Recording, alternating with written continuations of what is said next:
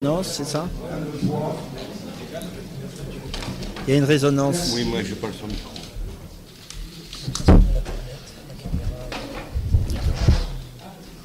Je vous parler après ou c'est moi? Merci beaucoup. Je voulais déjà vous remercier, c'est moi votre hôte, tout simplement. Vous êtes sur une place de village en Corse. Voilà. Ça s'appelle l'espace Cyrnéen, c'est l'ambassade corse de Paris. Alors, vous avez la cave, l'épicerie, la librairie, les expositions de peinture. Et ici, chacun vient dire la sienne, puisque c'est une place de village. Donc, c'est l'écrivain qui présente son livre, c'est le chanteur qui présente son CD, c'est le vigneron qui présente son vin. Voilà. Je vous remercie d'être là. Et nous avons, comme dans certains villages, nous avons notre propre radio. Vous irez sur le site, on est en train de travailler dessus, donc encore 48 heures. C'est Média Cyrnéen. Je vous rappelle que Cyrnéen veut dire la Corse, Kyrnéen en grec, pour ceux qui ne connaissent pas.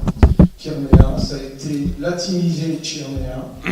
C'est un des enfants d'Hercule et une des muses. Voilà. Laquelle? Eh bien, Cyrne, je ne sais plus si c'est la 7e ou la 8e. Il y a 9 muses. Voilà. Eh bien, j'espère que vous allez passer une bonne soirée et à très bientôt.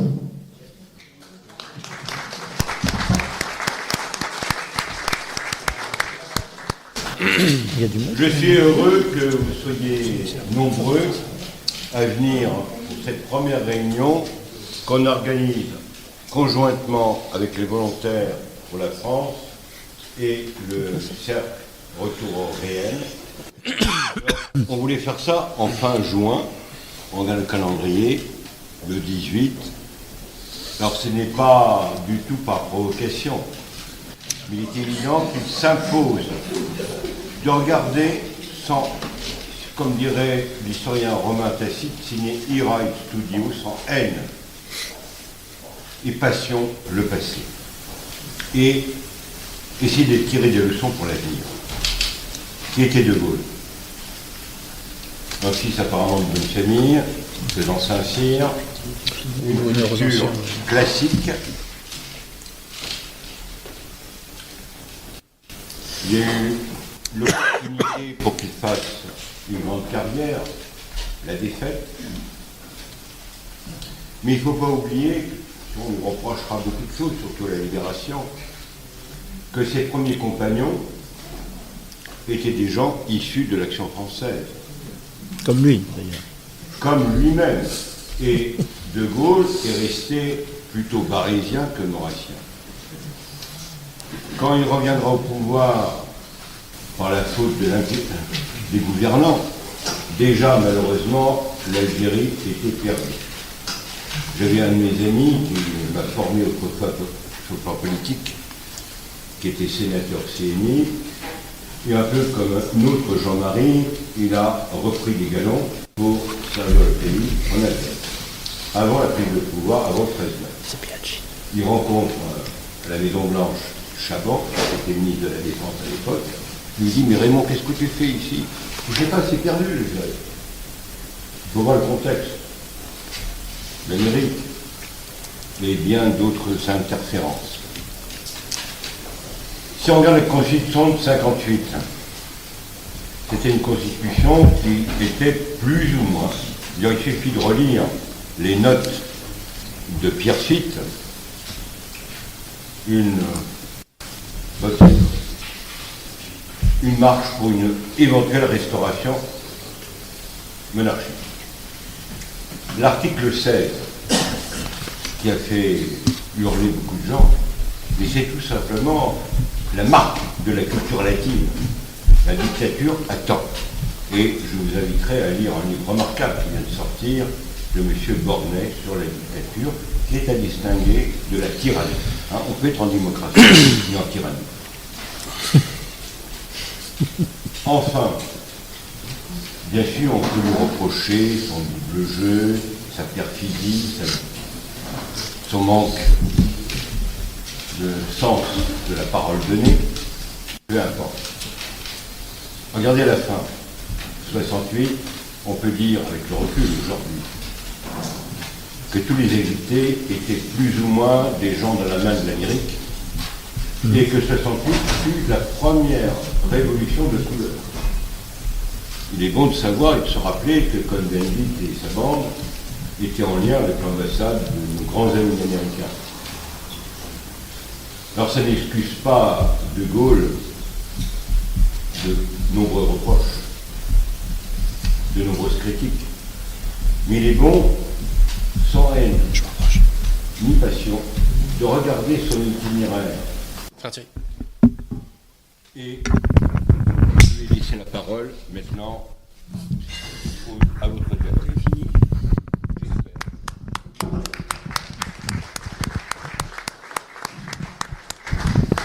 Bien, je vais vous présenter dans un instant nos deux débatteurs.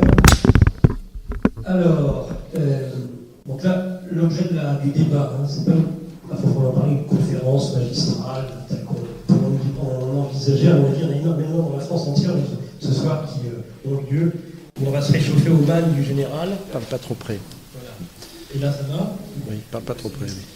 Oui.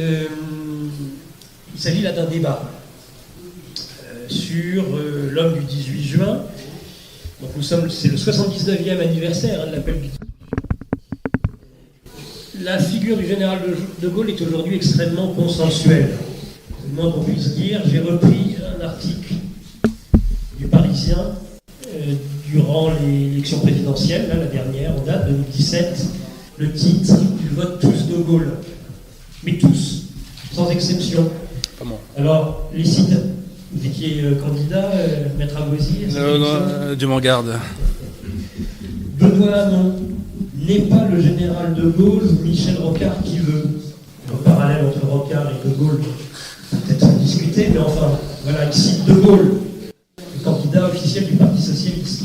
Jean-Luc Mélenchon, la position sur la diplomatie est plus proche de celle d'un De Gaulle ou d'un Mitterrand que de celle d'un Sarkozy ou d'un Hollande qui se sentent plus liés aux Américains. Alors évidemment, Fillon, hein, celui qui disait à Sarkozy, si le général de Gaulle, lui, s'il avait été mis en examen, il ne se serait pas présenté à l'élection présidentielle, ce qui n'a pas empêché d'ailleurs François Fillon de se présenter mis en examen. Que dit-il sur le général? Parler du général, c'est une façon de rehausser le débat et de sortir de l'habituelle politique politicienne dont les Français ne veulent plus. Puis alors, les deux principaux candidats qu'on a retrouvés au deuxième tour. On commence par Marine Le Pen. Le général de Gaulle disait « En France, sans l'État, sa mère doit ». Et Emmanuel Macron « Je choisis le meilleur de la gauche, le meilleur de la droite, et même le meilleur du centre, comme de Gaulle ». Comme persuadé, ça c'est à mon avis, c'est un de Gaulle revu. Fanfaronnade. Alors voilà, De Gaulle, c'est devenu un personnage consensuel, ça c'est le politiquement correct, on est passé au tamis, on l'a modifié, on l'a neutralisé, on l'a embaumé. Aujourd'hui, tout le monde aime le général de Gaulle. Et je pense que c'est certainement le pire cadeau qu'on puisse lui faire, qu'on l'aime ou qu'on ne l'aime pas, que de le mettre dans cette position consensuelle. Donc, il nous est apparu avec Frère Thierry qu'il serait intéressant de faire débattre aujourd'hui deux personnalités que je vais vous présenter tout de suite pour leur état de service, dont l'un est franchement un gaulliste, il l'est devenu, on va nous dire à quelle occasion d'ailleurs, et puis, donc ça c'est à ma gauche, Paul-Marie Couteau, et puis à ma droite, Adrien Abosi, Maître Abosi, qui lui, dans son parcours, et c'est un jeune, hein, on n'est pas sur des conflits qui viennent hériter du passé, eh bien une vision beaucoup plus nuancée, c'est pas qu'on puisse dire, contrastée du général. Contrastée, oui, plutôt. Voilà. Paul-Marie Comme ça. Couteau, haut fonctionnaire, essayiste, homme politique français, bien sûr. Vous avez débuté, Paul-Marie, avec Michel Jobert, Jean-Pierre Chevènement. Vous êtes un ancien conseiller de Philippe Solliat. Vous avez été député européen, Rassemblement pour la France, de Pasqua et Villiers, puis MPF, Mouvement pour la France, de Philippe. Bon, bah écoutez, je vais même carrément. Vous m'entendez? Tout le monde m'entend? Oui. Donc on va faire sans le micro. Le MPF de Philippe de Villiers. Il devient gaulliste en lisant Les chaînes qu'on abat d'André Malraux. et déploie alors la foi gaulliste des nouveaux convertis, tel un saint Paul du gaullisme que contient son prénom. En 2002, il écrit sur De Gaulle, le génie de la France, De Gaulle philosophe. Ah oui. Dans le point compare Paul-Marie Couteau, enfin dit d'ouvrage de Paul-Marie Couteau, c'est un chant d'amour en général, rédigé par un Proust en délire. Paul-Marie Couteau est l'un des inventeurs aussi du concept de souverainisme à la française. Paul-Marie Couteau est progressivement passé de la volonté d'unir les souverainistes de droite et de gauche, il appelait ça le souverainisme dit de rive, notamment en participant à un moment donné à la campagne de Jean-Pierre Chevènement en 2002, et ensuite à un militantisme qui est plus en faveur de l'union des droites, considérant, je le cite, « Le grand pont souverainiste est en réalité impossible, car la rive gauche se dérobera toujours sur la revendication de la souveraineté culturelle et identitaire. Il y a trop de différences entre les deux camps. » Il nous dira certainement durant ce débat si cette position n'a pas évolué, avec la recomposition à l'œuvre depuis l'accession d'Emmanuel Macron à la présidence de la République en 2017. À ma droite, Adrien Abosi, donc je disais avocat, en droit du travail essentiellement. Pas que. Au Mais barreau de notamment. Paris en tout cas. Oui, tout à fait. Écrivain, conférencier. Alors vous êtes né en 1984, ce qui d'ailleurs vous a inspiré un ouvrage, né en 84. Qui était pas terrible celui-là d'ailleurs. Abécédaire Passons. pour une jeunesse déracinée. En tout cas, c'est vous parlez de 84, d'Orwell, du totalitarisme qui serait une sorte de déracinement. Un peu à l'image aussi de ce que disait Simone Veil. Oui. La France divisée contre elle-même, c'était un de vos ouvrages maîtres qui vous a fait connaître. Vous parlez de l'anti-France, autrement nommé République des Lumières. Vous vous rappelez que si la France connaît cette déconfiture, c'est avant tout du fait des dissensions intestines qui la rongent depuis plusieurs siècles et qui opposent non pas la France aux puissances étrangères, mais les Français entre eux. Et une des figures centrales de cet ouvrage, c'est Philippe Pétain. Tout à fait, oui. Vous avez écrit aussi, je crois que c'est votre dernier ouvrage, L'affaire Dreyfus, entre farce et grosse ficelle. Tout à fait. Dont on rappelle que l'affaire Dreyfus est une affaire qui a structuré l'espace politique français entre la droite et la gauche et a inversé un petit peu les positions des uns et des autres à cette époque. En tout cas, c'est ce qui est relativement convenu aujourd'hui. Alors, je vous propose donc un débat qui va durer à peu près 1h30, après quoi vous pourrez poser des questions. On va essayer de respecter un petit peu la formule qui, en son temps, était celle de Jean Robin, d'enquête et débat, c'est-à-dire avec une sorte d'horloge un peu de jeu d'échecs. Chacun, quand il s'exprimera, va appuyer. Et puis, alors je crois que la personne qui avait on va voir, je vais vérifier au début. Je crois que quand on appuie, on donne la parole à l'autre, mais reste à vérifier. On a convenu honneur à Paul-Marie Couteau qui débutera.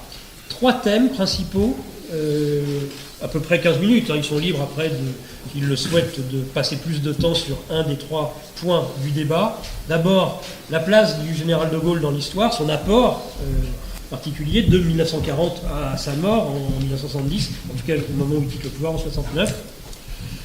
Ça, c'est la première partie. Ensuite, son influence dans le paysage politique français, montrer que ce fut une personnalité extrêmement clivante, pour le meilleur et pour le pire, mais il n'a cessé de cliver, le général de Gaulle, en 1940, en 1945, ensuite lorsqu'il a débuté son refus de la 4ème République, 58, 62, jusqu'à la fin, jusqu'au dernier référendum, qui est à peu près à 50-50. On est sur une personnalité très clivante. Et puis dans la dernière partie, on verra, est-ce qu'aujourd'hui on peut se passer du général de Gaulle? Est-ce que c'est encore quelqu'un qui va avoir une influence? Est-ce que c'est un maître à penser pour l'avenir flou que nous connaissons aujourd'hui? Ou bien au contraire, est-ce qu'il faut passer à autre chose? Est-ce que le général de Gaulle maintenant a sa place uniquement dans l'histoire? Voilà les 3 parties, et donc je me propose, comme à Paul-Marie Couteau, d'engager les débats tout de suite, et je vais vérifier pour que l'aspect du temps soit le meilleur. Je pense que nous devrions commencer comme ça. Alors, ça ne marche pas. La personne qui a Lara est là. J'ai un problème avec l'horloge pour débuter. Voilà, donc c'est la Fédération française et internationale des jeux d'échecs se déplace et elle nous a livré une horloge, mais moi je n'arrive pas à la faire débuter. Alors Paul-Marie va débuter. Et donc la chape. On va voir. Elle marche ou elle marche pas? Ouais, ça marche. Voilà, Paul-Marie, c'est à vous. Bon, je ne sais pas si c'est un privilège de... Mais moi, je vais prendre le micro, c'est mieux. Il marche ou pas? Non, c'est celui-là qui va pour moi. Je ne sais pas si c'est un privilège d'ouvrir le feu, d'autant que je n'ai pas tellement envie de feu, pour tout dire. Je crois qu'il y a beaucoup d'équivoques autour du général de Gaulle. J'ai fini par comprendre assez lentement, mais j'ai fini par comprendre quand même que il est assez normal qu'il y ait des oppositions au général de Gaulle parce que on ne le connaît pas tant que ça. Les ouvrages, les films, les conférences sur le général sont multiples. Et j'ai l'impression, voilà, je me rapproche du micro. Moi, je rapproche le micro. J'ai l'impression qu'on ne le connaît pas vraiment, finalement. C'est compliqué parce que c'est un homme qui a fait beaucoup de choses, mais qui n'a jamais théorisé ce qu'il a fait. C'était un bon écrivain, c'était un homme d'action, c'était un général. Mais c'était pas à proprement parler un intellectuel. Tout il était assez timide sur la question intellectuelle et il se méfiait même des constructions idéologiques. La seule théorie qu'on lui ait connue, c'est la théorie des circonstances. Quand il était justement à l'état-major auprès du maréchal Pétain, il refusait les doctrines a priori dans l'art de la guerre, au bénéfice de la doctrine des circonstances. Il faut adapter l'action militaire ou l'action tout court, il le fera après pour l'action politique, au terrain, c'est-à-dire aux circonstances, aux lieux, au temps, aux hommes, et ça ne le portait pas aux constructions idéologiques. Il en voyait bien la nécessité pourtant.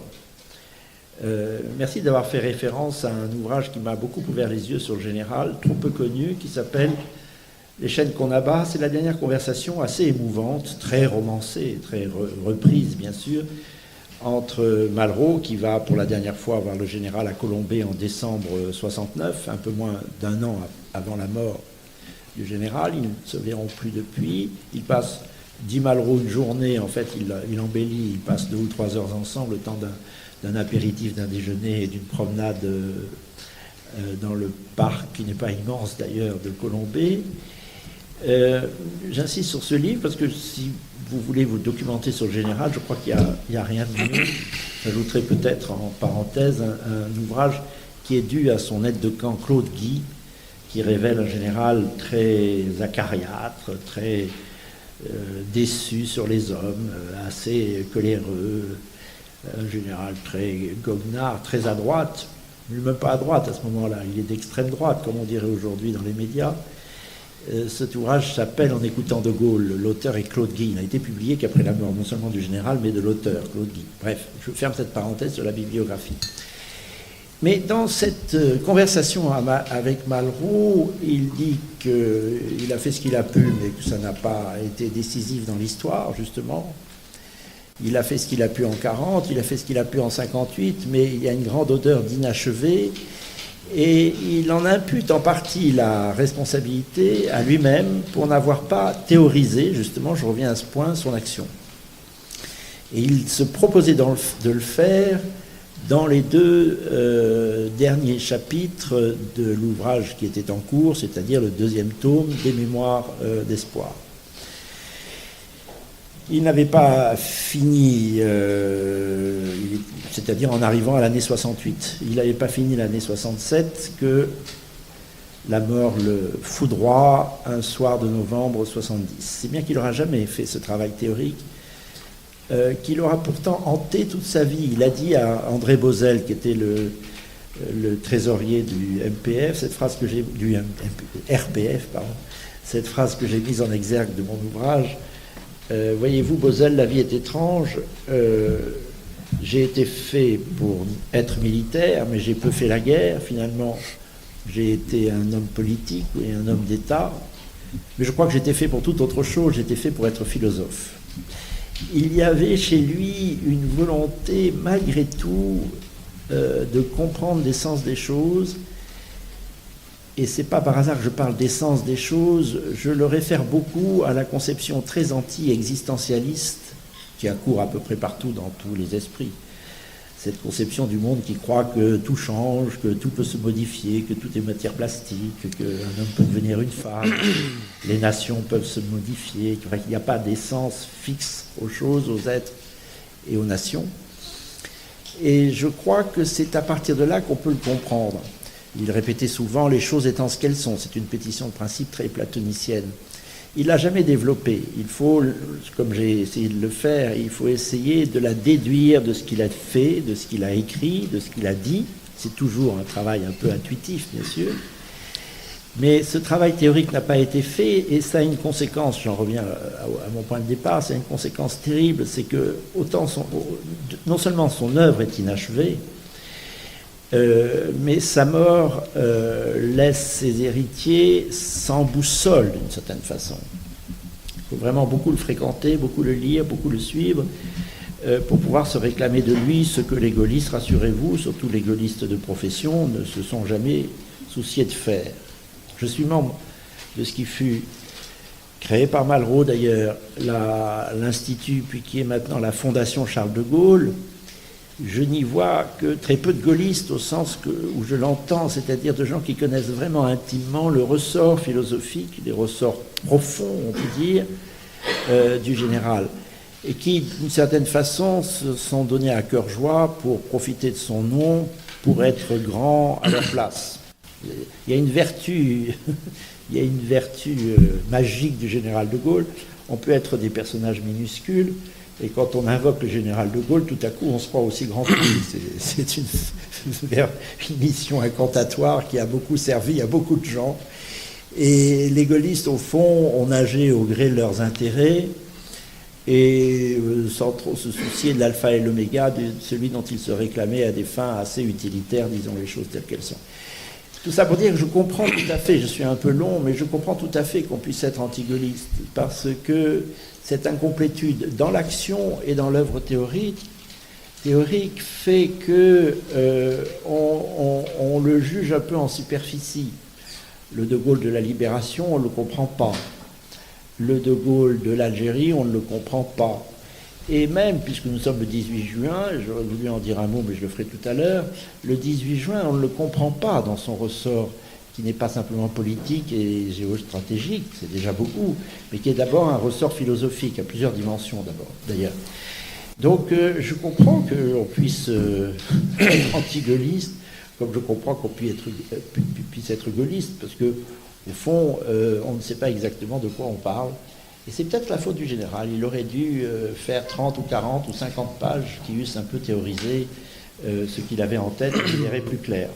Alors, bon, très immodestement, j'ai essayé de le faire à sa place, pardon. Mais mon ouvrage de Gaulle philosophe n'est quand même pas les tables de la loi. Cela étant, j'en reste à ce que j'ai écrit il y a quelques années. Voilà. Comme introduction, je ne vais pas plus loin. Parfait. Je vais prendre le micro. Merci. Alors, il y a mille et une choses à dire. Tout d'abord, petite remarque. On nous a dit deux choses. On nous a dit De Gaulle, personnage clivant, et derrière, on nous dit De Gaulle, personnage consensuel. Je ne comprends pas. Pourquoi ce paradoxe apparent? Monsieur Couteau nous parle d'une œuvre inachevée.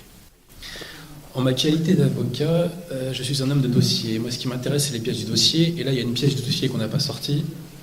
Parle un peu plus fort. La plus importante,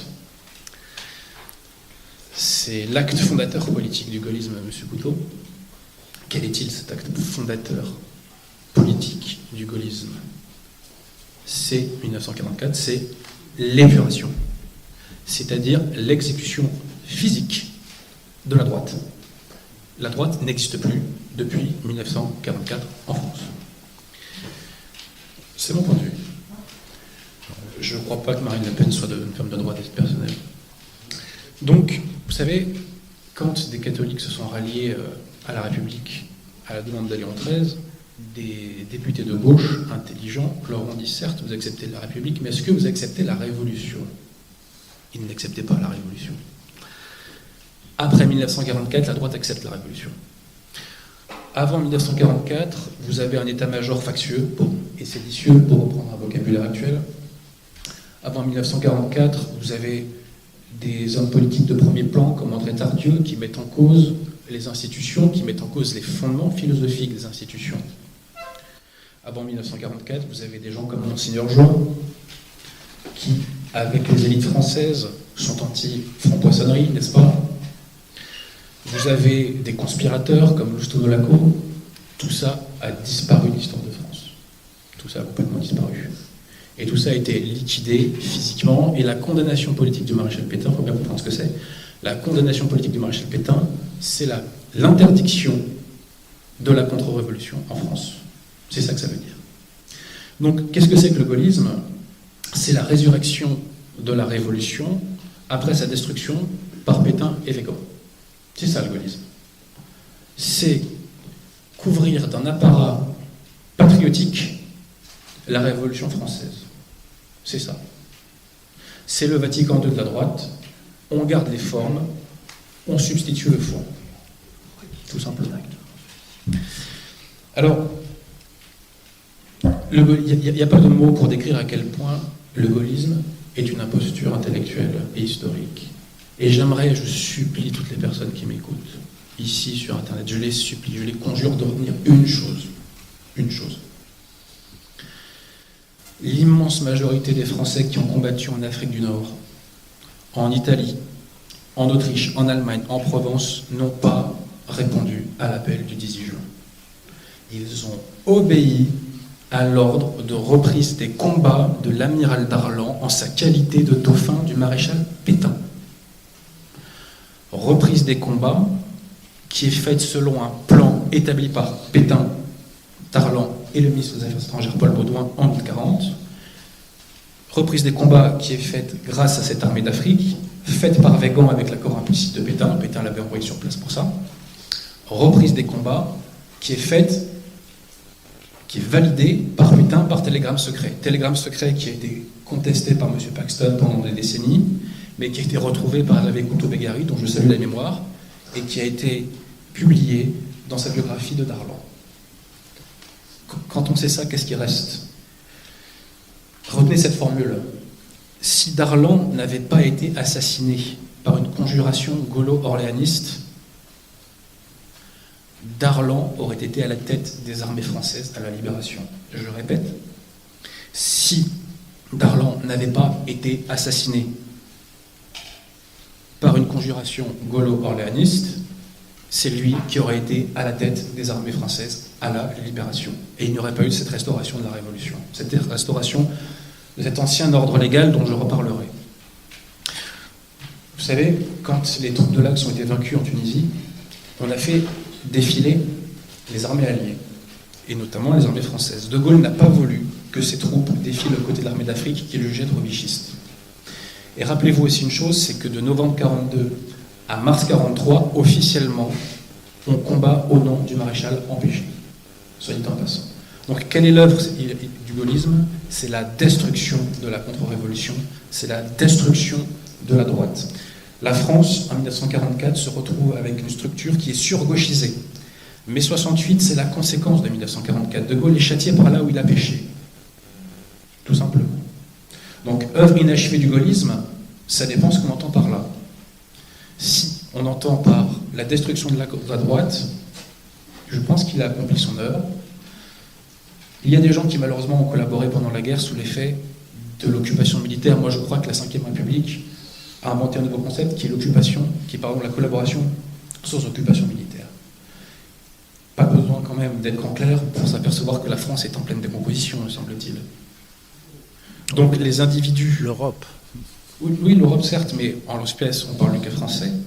Et l'Europe ne connaît pas cette islamisation. Alors là, j'emploie vraiment un terme euphémique pour des raisons légales, que connaît la France. Si. Il n'y a pas ces bastions d'économie parallèle comme on connaît chez nous. Il y a des fiefs tenus... encore une fois, la loi ne t'autorise pas à dire la réalité en France. Donc voilà, mais je crois que je n'ai pas besoin de détailler, pour ceux qui connaissent. Il n'y a pas de mots pour décrire ce qu'on a fait à la France. Et pourquoi il n'y a pas de mots? Parce que la gauche a exercé une pression idéologique et psychologique sur le peuple français qui pourtant n'est pas de gauche anthropologique. Regardez ce qui s'est passé avec les Gilets jaunes. Le mouvement part très à droite, il est récupéré et il finit très à gauche. Parce que la droite n'existe plus institutionnellement. Voilà. Marine Le Pen n'est pas une femme de droite. Qui peut croire que l'ex-UMP, les Républicains, sont un parti de droite? Qui peut le croire sérieusement quand on voit ce qu'a fait Sarkozy? Lui qui a fait venir plus d'immigrés légaux que n'importe qui. C'est une plaisanterie. Concrètement, et je rendrai la parole à mon contradicteur, le legs du gaullisme, c'est notre ordre constitutionnel. Qu'est-ce qu'il y a au cœur de notre ordre constitutionnel? C'est ce qu'on appelle le bloc de constitutionnalité, qui a pour cœur lui-même la Déclaration des droits de l'homme et du citoyen. Donc notre droit est structuré par la philosophie des Lumières. Tant que nous sommes structurés par cet ordre philosophico-juridique, l'identité, par exemple, sera un objet juridique non identifié et n'existera pas. Exemple précis, affaire du Burkini. Le juge du tribunal administratif de Nice prend un arrêté anti-Burkini. Il faut lire le jugement. Pour quel motif? Parce que le Burkini est contraire, je cite, aux valeurs de la communauté française. Pas aux valeurs de la République, hein. Aux valeurs de la communauté française, ce qui n'existe pas juridiquement, soit dit en passant. Vous imaginez bien que le Conseil d'État derrière son cœur joie qui casse l'arrêt. Le jugement, pardon. Pourquoi ça n'existe pas juridiquement, les valeurs de la communauté française? Parce que l'identité n'existe pas juridiquement, elle ne peut pas exister tant que notre droit sera imprégné de philosophie de Lumière.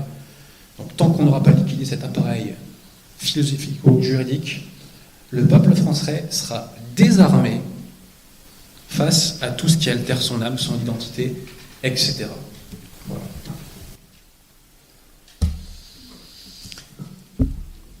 Bon, alors il y a bien des choses à dire, tout simplement parce que vous avez abordé un nombre de sujets en quelques minutes assez considérables. Bon, écoutez, il y a des petits points historiques à reprendre tout de même.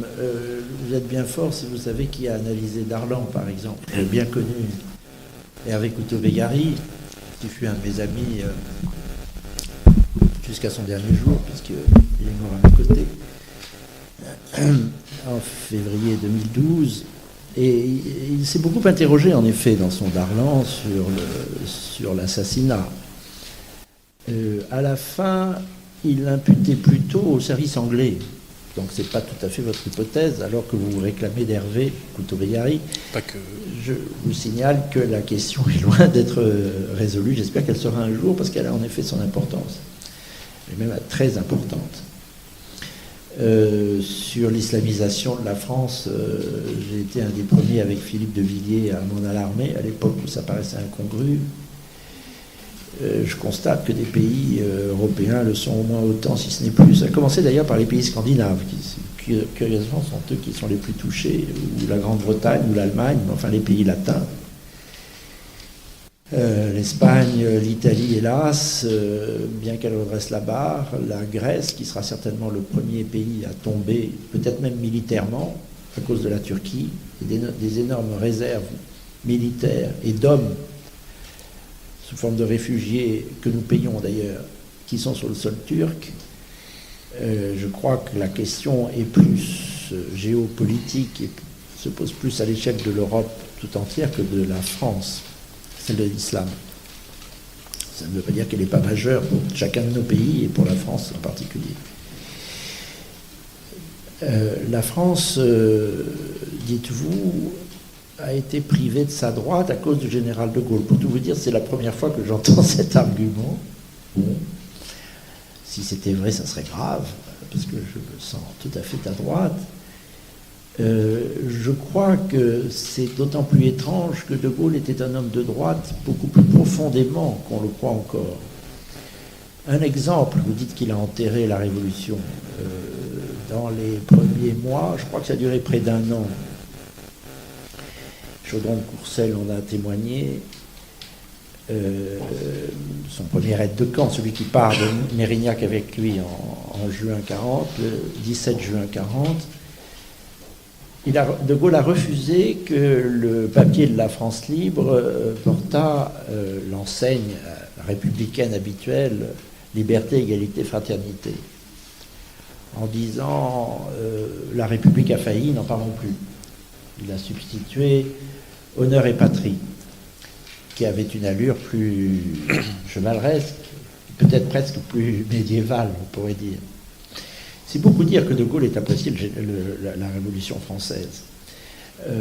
Quand il trace le portrait de Carnot, par exemple, il décrit la Révolution comme un chaos, et il n'est pas loin de penser ce que pensait sa mère, à savoir que c'était un mouvement, disait sa mère, satanique dans son essence. Oui, je confirme. Oui. C'est déjà sacrément critique. Moi, ça me va. Je considère que la Révolution française a été une catastrophe, coûteuse, et durablement coûteuse. Je suis monarchiste. Donc je ne sais pas pourquoi je dirais du bien de la Révolution française, mais je crois que le général de Gaulle l'était tout autant entre nous. Il a lu l'Action française, selon le témoignage de sa sœur Agnès, jusqu'en 1938 et 1939. Il était, peut-être avait-il tort d'ailleurs, je ne l'exclus pas, il était agacé du côté un peu munichois de l'Action française, mais peut-être avait-il tort, peut-être que Maurras, dans sa lucidité extrême, Maurras dont il a dit qu'il avait vu tellement juste qu'il en est devenu fou, c'est extraordinaire, c'est ça, que l'Allemagne finalement réarmait moins à partir de 1938 et qu'on avait de quoi, qu'il fallait gagner du temps. Bon, ça c'est un détail. Mais il a lu l'Action française jusqu'en 1938, et s'il l'a fait un peu en cachette à partir de 1927, c'est à cause de la condamnation papale. Justifié, oui. Bon. Justifié. Cela étant, c'était toute sa culture, c'est d'autant plus sa culture, c'est le livre sur lequel je travaille actuellement, j'en ai beaucoup de témoignages, grâce à Feu Henri, comte de Paris, Orléans, décédé le 21 janvier dernier, par un fait de l'histoire assez surprenant, mort à 21 janvier, tout Orléans qu'il était. Enfin, l'histoire est bonne fille, finalement. Et je crois qu'il a vraiment tout fait pour rétablir la monarchie. J'ai eu un témoignage in extremis, un peu avant la mort de Jean Mauriac, très intéressant. Jean Mauriac l'a suivi dans son dernier voyage. C'était 6 mois avant de mourir, juin 70. C'est la dernière sortie du général. Il est allé voir Franco et il lui a dit, au fond, vous avez été positif pour l'Espagne. C'était pas rien. C'était pas une phrase d'un homme de gauche ou même d'un centriste. C'était une vraie droite.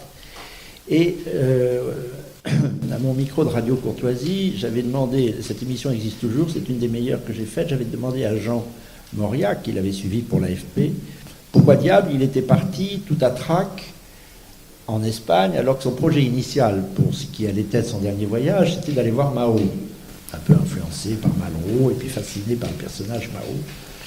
L'ambassadeur de France à Pékin, Étienne Manac, avait commencé les préparatifs, Mao était d'accord, et voilà qu'au dernier moment, De Gaulle dit non, je vais pas voir Mao, je veux aller voir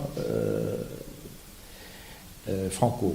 Pourquoi Franco? L'hypothèse de Jean Mauriac est très intéressante, elle a été corroborée par donc c'est ce que je dis, par le fils de l'amiral de Gaulle, toujours vivant, parce que Franco venait de rétablir la monarchie, ça le fascinait.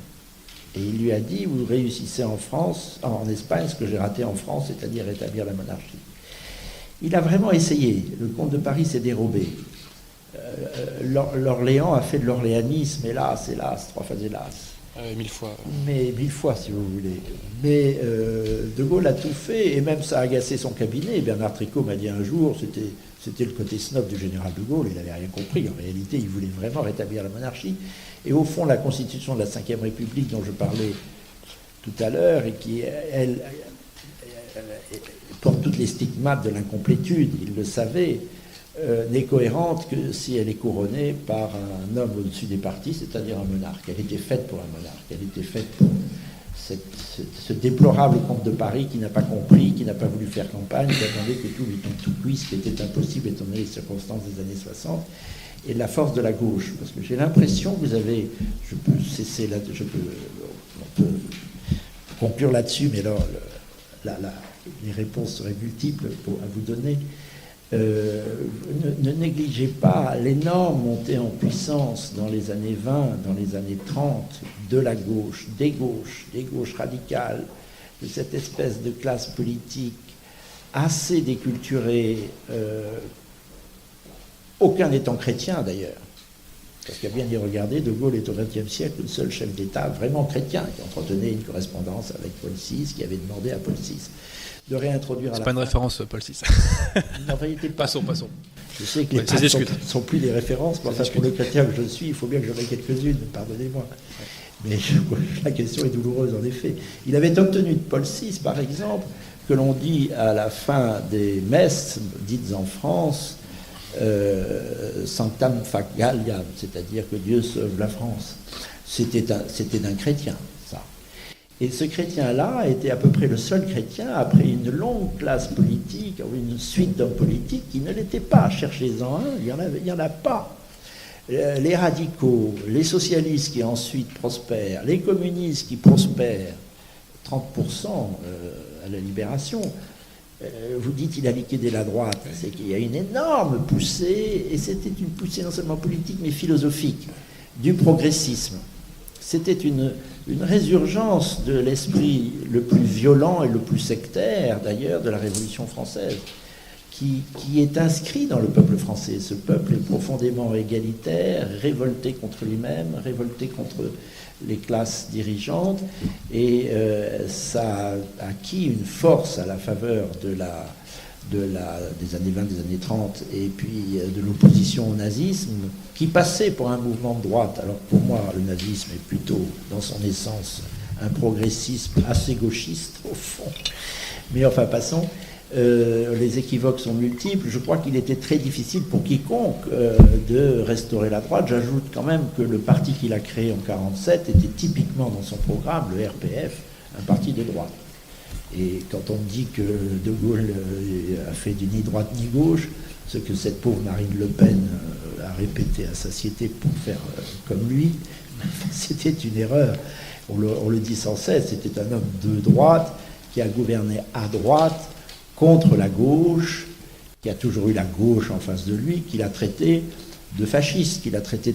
Le premier, c'était Kérylis en 1940. Après, ça a été à la Libération les communistes qui l'ont traité de fasciste. Pendant le RPF, c'était un ligueur fasciste. Il restaurait les ligues des années 30 avec le RPF. En 1958, manifestation monstre de la République à la Bastille, De Gaulle fascisme, halte au fascisme. En 1968, CRS égale SS, bref, il a toujours eu la gauche et les gauchistes en face de lui. Alors, excusez-moi, mais je pense qu'il a au contraire restauré, dans la mesure où cela était possible, la droite dans ce qu'elle a de plus essentiel, c'est-à-dire la droite, en effet, pré-révolutionnaire et monarchiste. Donc je vous trouve très injuste, mais enfin bon, la passion vous guide, sans doute. Je vais prendre le micro. On m'entend là ? On m'entend ? Alors, ce qui est très intéressant, c'est que vous avez évoqué la poussée rouge de 1944.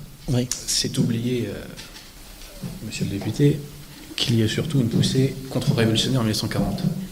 C'est oublier toute l'œuvre de l'État français. Et il y en a un qui en parle mieux que moi, c'est un certain Paxton d'ailleurs, sauf que lui c'est pour critiquer. Bon, passons.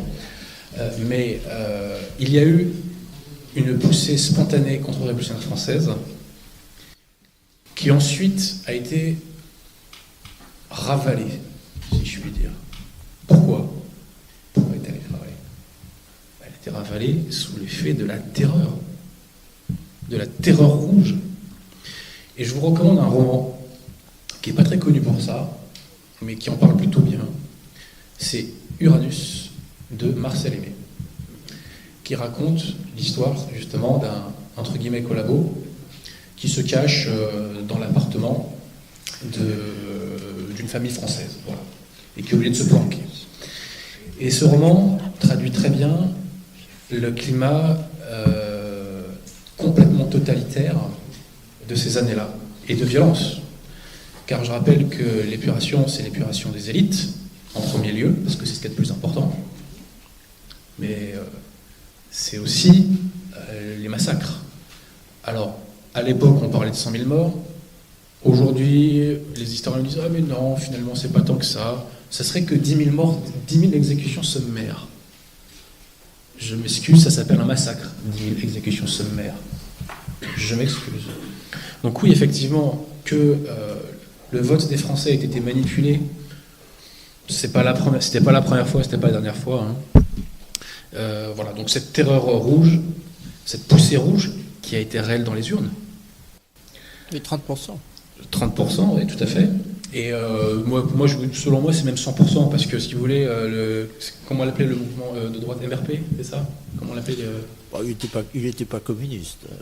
Non, mais les fondements philosophiques qu'il a sont les mêmes. C'est la philosophie des Lumières, cher monsieur Couteau. C'est la même chose. Le MRP, c'est très contrasté. Hein. C'est très contrasté, mais in fine, ça vote pareil. Principalement catholique, d'ailleurs. Oui, mais après, il y a catholique et catholique. Mais ça, c'est un autre problème. Ça, oui. Mais tout ça pour dire que la France a subi une sorte de viol psychologique en 1944, dont elle se parole. Avons-nous une droite de droite en France? C'est la vraie question. Avons-nous des hommes de droite? Je ne doute pas un seul instant, monsieur Couteau. Des hommes de droite? Est-ce que, à titre personnel, je me considère, mais vous-même, je l'entends tout à fait. Mais la question qui se pose, monsieur Couteau, est-ce que Jacques Chirac était de droite? Est-ce que Giscard était de droite? Donc, toutes les personnes qui sont à la tête de la droite sont de gauche. Ça a des causes. Saint Thomas nous apprend que que les effets ont des causes. La cause, c'est qu'on a instauré une nomenclature verrouillée par des hommes de gauche dont nous ne sortons pas. Alors que le peuple français, anthropologiquement, même aujourd'hui, malgré la déchristianisation, malgré la gauchisation, malgré l'immigration, le peuple français est de droite. Et je vais même vous dire une chose, même nombre de bobos sont de droite, et nombre de bobos ont un instinct conservateur, soyez en passant. Les bobos, je m'excuse, pratiquent la ségrégation raciale. Toutes ces histoires de caste scolaire, en pratique, comment ça s'appelle? C'est qu'ils ne veulent pas que leurs enfants côtoient certaines populations. Quelles sont ces populations qu'ils ne veulent pas que leurs enfants côtoient? Donc le peuple français est un peuple de droite, mais qui est un peuple qui subit une occupation gauchiste dans les institutions. Et ça, monsieur Couteau, selon moi, c'est le crime du gaullisme que d'avoir instauré cela. Il avait le choix. Instauré quoi? D'avoir restauré la Révolution, d'avoir anéanti l'État français, d'avoir anéanti les fondements qui étaient à la base de la société, à la base des institutions de l'État français, alors que de vous à moi, il est partagé à 100% à titre personnel. Il a restauré la République, une première fois en 1944. Il disait qu'elle n'avait pas été abolie, etc. C'est la fameuse anecdote avec Bidault. Elle était abolie. Il ne faut pas prendre les gens pour des crétins. Et d'ailleurs, c'est ce qu'on a reproché à Pétain, soyez en passant. Il l'a restaurée, il en a créé une deuxième, et aujourd'hui, nous mourrons de cet ordre politique, philosophique et juridique, et je ne me répéterai jamais assez, une politique de droite n'est pas possible tant qu'on conserve les fondements juridiques et philosophiques qui sont à la base de l'ordre constitutionnel. Petite précision sur les accords d'Évian. La libre circulation des Algériens dans les accords d'Évian, quand même. Hein. Soit dit en passant. Voilà, je ne développe pas plus. Législation française oblige. Je précise aussi que face au torrent migratoire, on a été obligé de faire un nouvel accord entre la France et l'Algérie en 1968, qui prévoyait les premiers regroupements, le premier regroupement familial. Après, le Conseil d'État l'a imposé. On dit souvent que c'est Giscard qui l'a imposé, le regroupement familial. C'est pas tout à fait exact. C'est surtout le Conseil d'État qui l'a imposé. Mais bref, voilà. Donc, je demande à ce qu'on n'oublie pas cet instinct contre-révolutionnaire du peuple français qui souffre intérieurement même quand il n'identifie pas les causes. Et les Gilets jaunes sont la manifestation de ça, qui souffrent de cette occupation gauchiste, de cette violence qui est imposée par l'État. Voilà. Et j'y reviens, tant qu'on conservera les fondements philosophiques qui sont à la source de notre ordre juridique, parce qu'on entend, parfois on peut avoir l'impression que toutes ces discussions sont des discussions sur le sexe des anges qui n'ont aucune conséquence sur la réalité. Ça a des conséquences extrêmement concrètes sur la réalité. Existe-t-il aujourd'hui un fondement juridique pour interdire la construction de mosquées? Réponse, non. Il n'en existe pas. Il n'en existe pas. Existe-t-il un fondement juridique pour interdire l'immigration légale? Réponse, non, il n'en existe pas. Donc, je vais faire violence à personne, mais je pense que l'héritage principal du gaullisme, qui est cet ordre juridique, doit être éradiqué pour le salut de notre pays. Mais La classe politique veut-elle le salut de la France? Je n'en suis pas tout à fait convaincu. De la République sans doute, de la France, je n'en suis pas tout à fait convaincu. Dernière anecdote et je rends la parole. Quand la France a subi la percée de Sedan, le week-end qui a suivi, qu'ont fait tous les membres du gouvernement, tous plus ou moins francs-maçons, tous plus ou moins de gauche, tous plus ou moins radicaux, etc. Qu'est-ce qu'ils ont fait? Ils sont allés à la messe à Notre-Dame. Comme quoi, face... Ils ont recommencé en 40 d'ailleurs. Oui, c'est ça que j'évoque. C'est pas Sedan. Donc, suite à la percée de Sedan, de 40, je faisais allusion. Ah oui. Autant pour moi, j'ai peut-être pas été assez clair. En 40. Tout ça pour dire que, face au cataclysme, le peuple français, même les gens les plus gauchisés, sont rattrapés par leur anthropologie. Et ce sur quoi je mise le plus, c'est pas sur Marine Le Pen, c'est pas sur le Rassemblement national, je mise sur l'anthropologie française et bien entendu la Providence. Paul-Marie Couteau. J'aime assez votre dernière phrase, ça me plaît, c'est original et je partage, je vois bien ce que vous voulez dire. Est-ce que vous voulez bien qu'on élargisse un peu cette question-là de droite et de gauche et de la submersion de la gauche? C'est capital. Oui, c'est vrai, dans les années 40, il y a la force des maquis.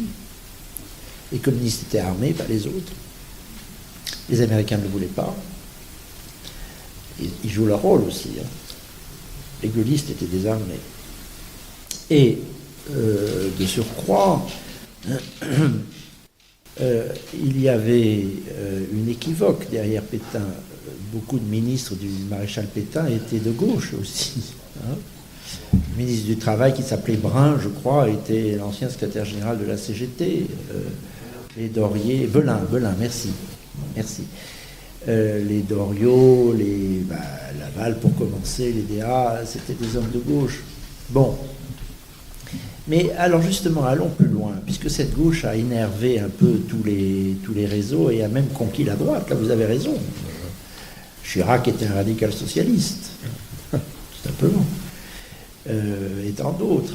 La France est gouvernée par les radicaux socialistes depuis Napoléon III, de cette façon. Bon. C'est plus profond que ça, vous savez. Il s'est passé quelque chose de capital dans le destin de la France. J'y faisais référence vaguement tout à l'heure, je suis plus précis maintenant, à la fin du XVIIe.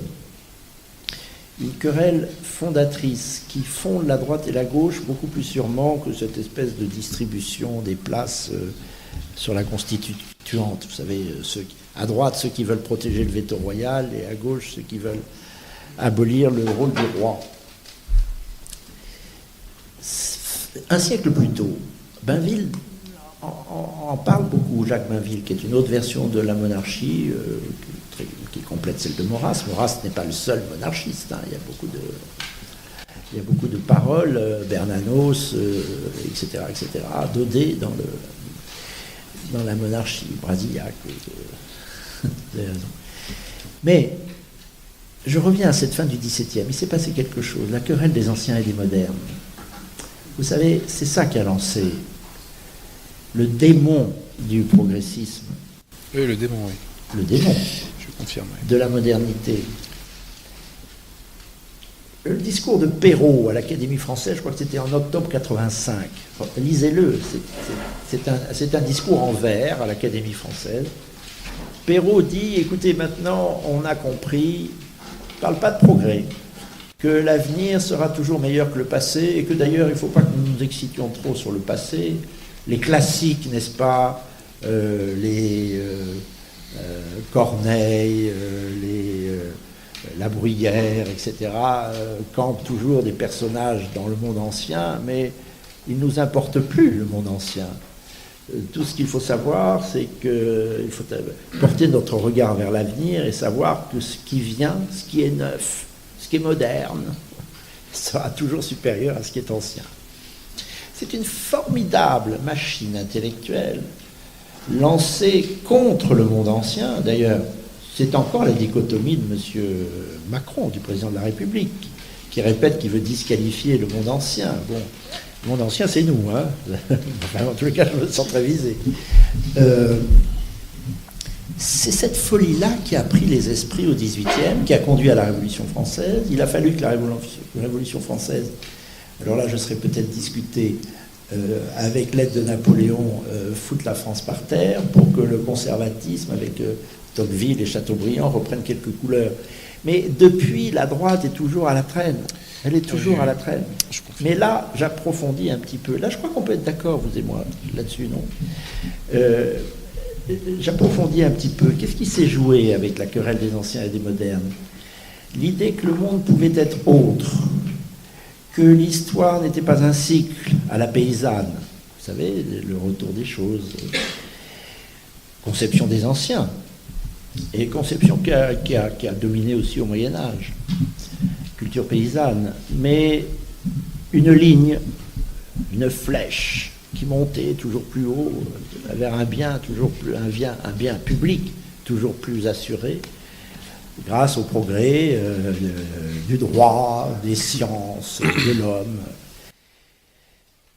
Cette folie-là qui nous a vraiment coupé de nos racines grecques, latines, Alain de Benoît dit qu'elle prend sa source dans une certaine conception de l'homme chrétien. C'est un peu discutable, mais c'est intéressant. C'est une conception qui envahit, je répète, tous les esprits. Et elle est allée au point de l'existentialisme tel qu'il s'est affirmé, justement. Vous avez raison de marquer l'importance de l'année 44. Je suis bonne fille, je vous accorde que ça peut être l'acte de naissance du gaullisme. Pour moi, c'est plutôt juin 40, et je vais vous dire pourquoi tout de suite. Je crois que cet existentialisme latent, qui est inclus dans le progressisme, considère que chaque chose, je le disais tout à l'heure, chaque être, peut être différente de ce qu'elle est, que tout est matière plastique, que le monde n'a plus de fixité, de permanence. Or, que fait De Gaulle? Et justement, le 18 juin, que fait-il? Il revient à la distinction platonicienne de la vérité et de la réalité. La réalité, c'est une forme de passage des choses ou des hommes.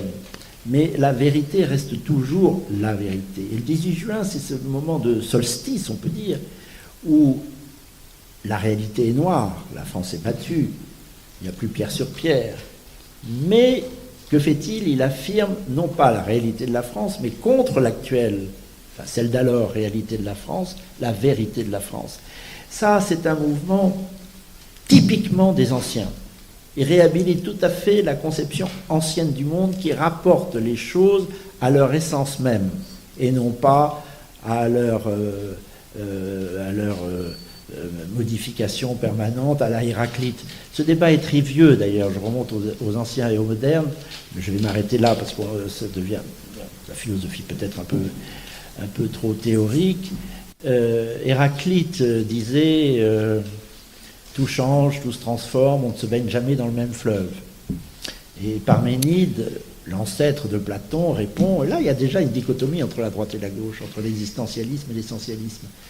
Parménide répond, oui d'accord, c'est pas la même eau, mais c'est toujours le même fleuve. La question est de savoir si on porte le regard sur les fixités, sur les permanences. C'est Platon, c'est les idées fixes, les choses qui ne varient pas. Et De Gaulle est ainsi, dans cette ligne-là, contre ce qui deviendra l'existentialisme qui prétend qu'on peut tordre chaque chose et on peut. Alors là, aujourd'hui, ça se donne libre cours. Hein. Personne ne veut être ce qu'il est. J'entendais tout à l'heure à la radio un professeur qui, dressant le bilan de son année, a dit « Oh, écoutez, je suis très content de mon année, j'ai appris beaucoup de choses de mes élèves. » Vous vous rendez compte? On souhaiterait que ce serait le contraire quand même. Mais cette volonté modernissime, justement, très ancienne en France. Ça a fasciné le monde entier. On a fasciné le monde entier avec ses billevesées, avec ses naïvetés, avec ses infantilismes. C'est très ancré dans les esprits que chaque chose peut devenir autre chose que ce qu'elle est. Un professeur n'est plus qu'un élève qui apprend de ses élèves, etc., etc. C'est très moderne, c'est très chic, c'est très yéyé. Si un homme peut devenir une femme, c'est très bien. C'est le comble du comble, on a droit à tout. Évidemment, ça fait des désastres. Et la modernité, d'ailleurs, industrielle et capitaliste, a foncé là-dedans. Je pense à vous allez trouver que je divague, mais c'est le même sujet, à la crise de la vache folle. On a essayé, pour des raisons utilitaires, de transformer une vache, qui est carnivore, que je sache, de tout temps, à jamais, c'est la permanence de la vache est un carnivore, on la transforme, est un herbivore, pardon, justement, alors voilà, mélanger tout, dont on a voulu faire un carnivore avec les farines animales. C'est devenu une crise agricole terrible, les vaches sont devenues folles. Et je ne sais pas si nous ne sommes pas destinés à être des vaches folles parce qu'on veut faire, au nom de la modernité et du progrès, en permanence, autre chose que ce que nous sommes. Et s'il y a une essence du gaullisme, je crois que, et ça c'est très ancien pour le coup, il est du côté des anciens contre les modernes, rappeler les choses à leur être. On s'est même fichu de lui parce qu'un jour à Fécamp, il a dit « Je salue Fécamp, petit port de pêche, et qui entend le rester ». Tout le monde a rigolé, mais ça voulait bien dire qu'il fallait rappeler les choses à leur être profond, à leur permanence. Et de ce point de vue-là, je crois qu'il est non seulement dans le tableau politique très à droite, et je dirais même plus à droite que le maréchal Pétain, pour vous faire grincer les dents, peut-être, je ne sais pas. Légèrement. Mais en tous les cas, philosophiquement, un ancien qui s'oppose au moderne. Et c'est peut-être essentiel pour moi, c'est ainsi que je le vois en tous les cas. Merci Paul-Marie. Alors, je dois être en avance, non? Adrien Agouzi, oui. Peu importe. Vous avez 12 bonnes minutes de retard, donc allez-y, n'hésitez pas. Et ensuite, donc, messieurs, on rentrera dans le dernier quart d'heure. Alors, je rebondis aussi sur certains points évoqués par M. Couteau, sur lesquels j'ai oublié de rebondir. De Gaulle était accusé de fascisme, oui, c'est vrai, mais vous savez, même Mélenchon, dans certains cercles gauchistes, est accusé d'être nationaliste, vous voyez. Donc bon, nos amis gauchistes ne sont pas forcément structurés, voilà, bref. Alors, y a-t-il eu des hommes de gauche dans le gouvernement de Pétain? Oui, effectivement. Peu importe. J'ai beaucoup travaillé sur l'affaire Dreyfus. Il y a un homme que j'aime beaucoup dans l'affaire Dreyfus, c'est Cavaignac. Cavaignac vient de la gauche. Mais pour défendre la France, il se déporte de plus en plus, vous devinez, vers à droite. Et puis à la fin, il devient ce qu'on appelle aujourd'hui un homme d'extrême droite, c'est-à-dire un Français. Bref. Je ne considère pas les hommes de gauche comme des Français, je les considère comme des républicains pour ma part, puisqu'ils ne veulent pas la continuité française, ils veulent la continuité révolutionnaire, ce qui n'est pas la même chose. Peu importe que les individus sont de gauche, à la base, si les actes qui sont les leurs, in fine, sont de droite. De Gaulle, sans doute était-il un ancien par rapport au moderne, sauf que ses actes n'ont pas traduit cela. Je reviens toujours à cela. Effectivement, vous soulevez que le mal est profond. Il est profond. Il est profond. Et c'est un clivage que j'illustre moi entre saint Thomas d'Aquin et Emmanuel Kant. Quand je lisais les mémoires de Léon Daudet, il évoquait les ravages du kantisme. Je ne comprenais pas ce qu'il racontait à l'époque. Qu'est-ce que c'est ce mal que M. Couteau décrit? C'est que les gens de gauche vivent dans une réalité parallèle, où la réalité n'est plus la réalité, où la réalité n'existe pas, où les choses n'ont pas d'essence. Voilà. Le migrant, c'est pas un envahisseur. Exactement.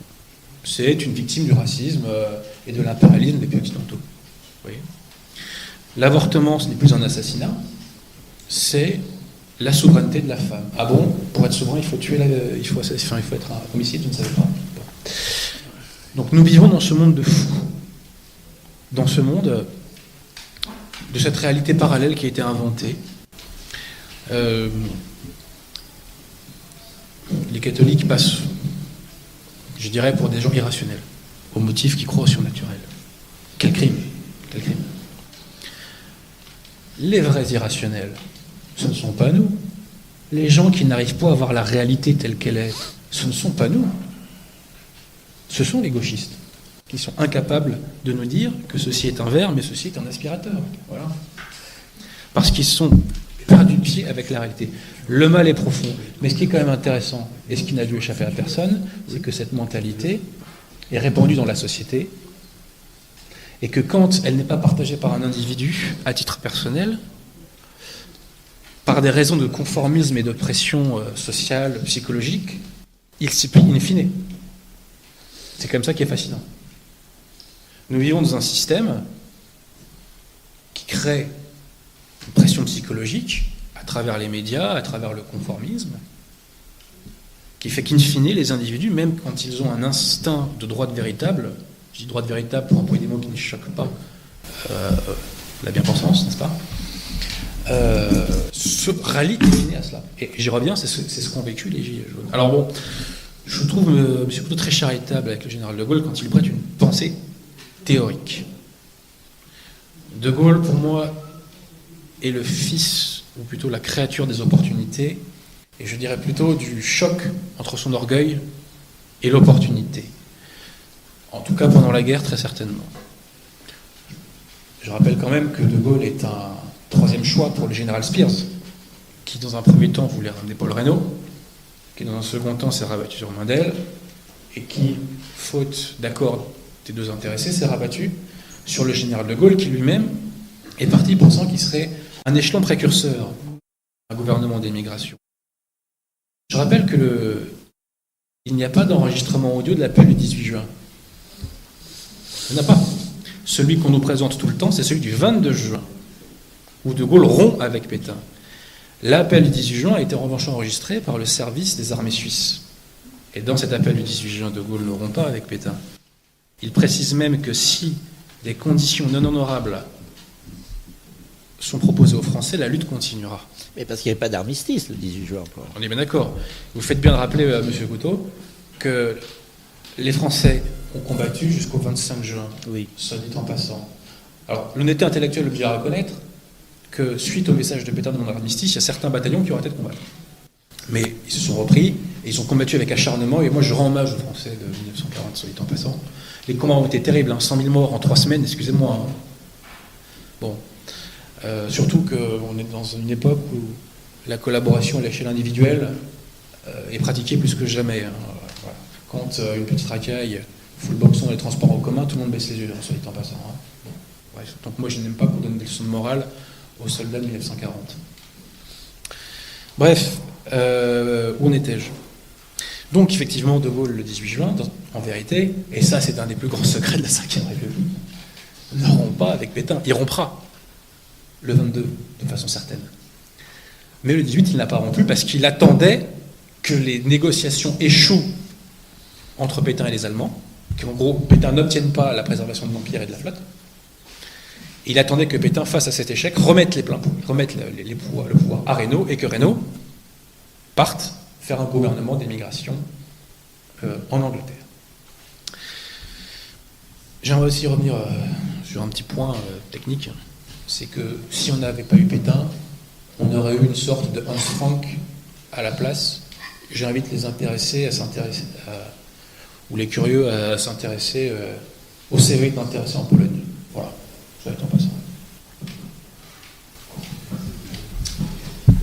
Bien, alors vous êtes quand même en retard, vous allez avoir la possibilité de développer un peu plus la dernière thématique, Paul Couteau va commencer, qui est l'avenir du gaullisme maintenant. Paul-Marie. L'avenir tout court, parce que l'avenir du gaullisme, au fond, la question ne se pose plus depuis la mort du général de Gaulle, je pense. Non, la question c'est l'avenir de la France. J'aime bien votre idée, l'appel anthropologique, ça me plaît assez. C'est une raison de ne pas désespérer. Il y a une essence, je reviens à ma dichotomie entre l'essence et l'existence, entre la permanence et ce qui se modifie, et une réalité fuyante et toujours fausse en réalité. Celle où vivent les gens de gauche, vous avez tout à fait raison. Ils vivent dans la réalité, encore ils se projettent dans la réalité souhaitable, alors vraiment très très loin de la vérité. Ils vivent dans l'opinion, comme disait Platon, donc dans l'erreur. Mais ça, nous sommes d'accord, nous sommes bien d'accord. L'anthropologie, la race française existe, je pense. Il faut miser là-dessus. Il faut faire une sorte de 18 juin permanent contre le désespoir. Il nous reste toujours l'espérance. Vous savez, c'est le vieux mouvement des pères de l'Église, contra spem in spe, que j'ai essayé de traduire dans mon dernier ouvrage. J'en ai apporté 2 ou 3 exemplaires, qui s'appelle Espérer contre tout. 18 juin, espérer contre tout. C'est le contraspem in spe d'Augustin. Tout est désespéré, mais il nous reste l'espérance. Bon. Anthropologie et aussi ce que j'ai essayé de tirer, et qui pourrait être l'avenir du gaullisme, enfin sa métamorphose, mais De Gaulle n'a fait que lui-même métamorphoser la vieille politique de la France. Lisez Bainville, vous avez et qui est l'étranger de Maurras, vous avez l'alpha et l'oméga de la politique étrangère, en tous les cas, du général de Gaulle. Donc, il n'a fait que remettre dans les termes du XXe siècle la vieille politique capétienne, on peut dire. Et son essence, je crois, l'essence de cette politique capétienne, permanente, j'insisterai toujours sur les permanences, c'est, je crois, la revendication de souveraineté. La souveraineté politique, c'est-à-dire l'autorité de l'État, la souveraineté nationale, c'est-à-dire l'indépendance de la nation contre les empires, on voit très bien ce que ça veut dire aussi aujourd'hui, et les oligarchies internationales de tous ordres.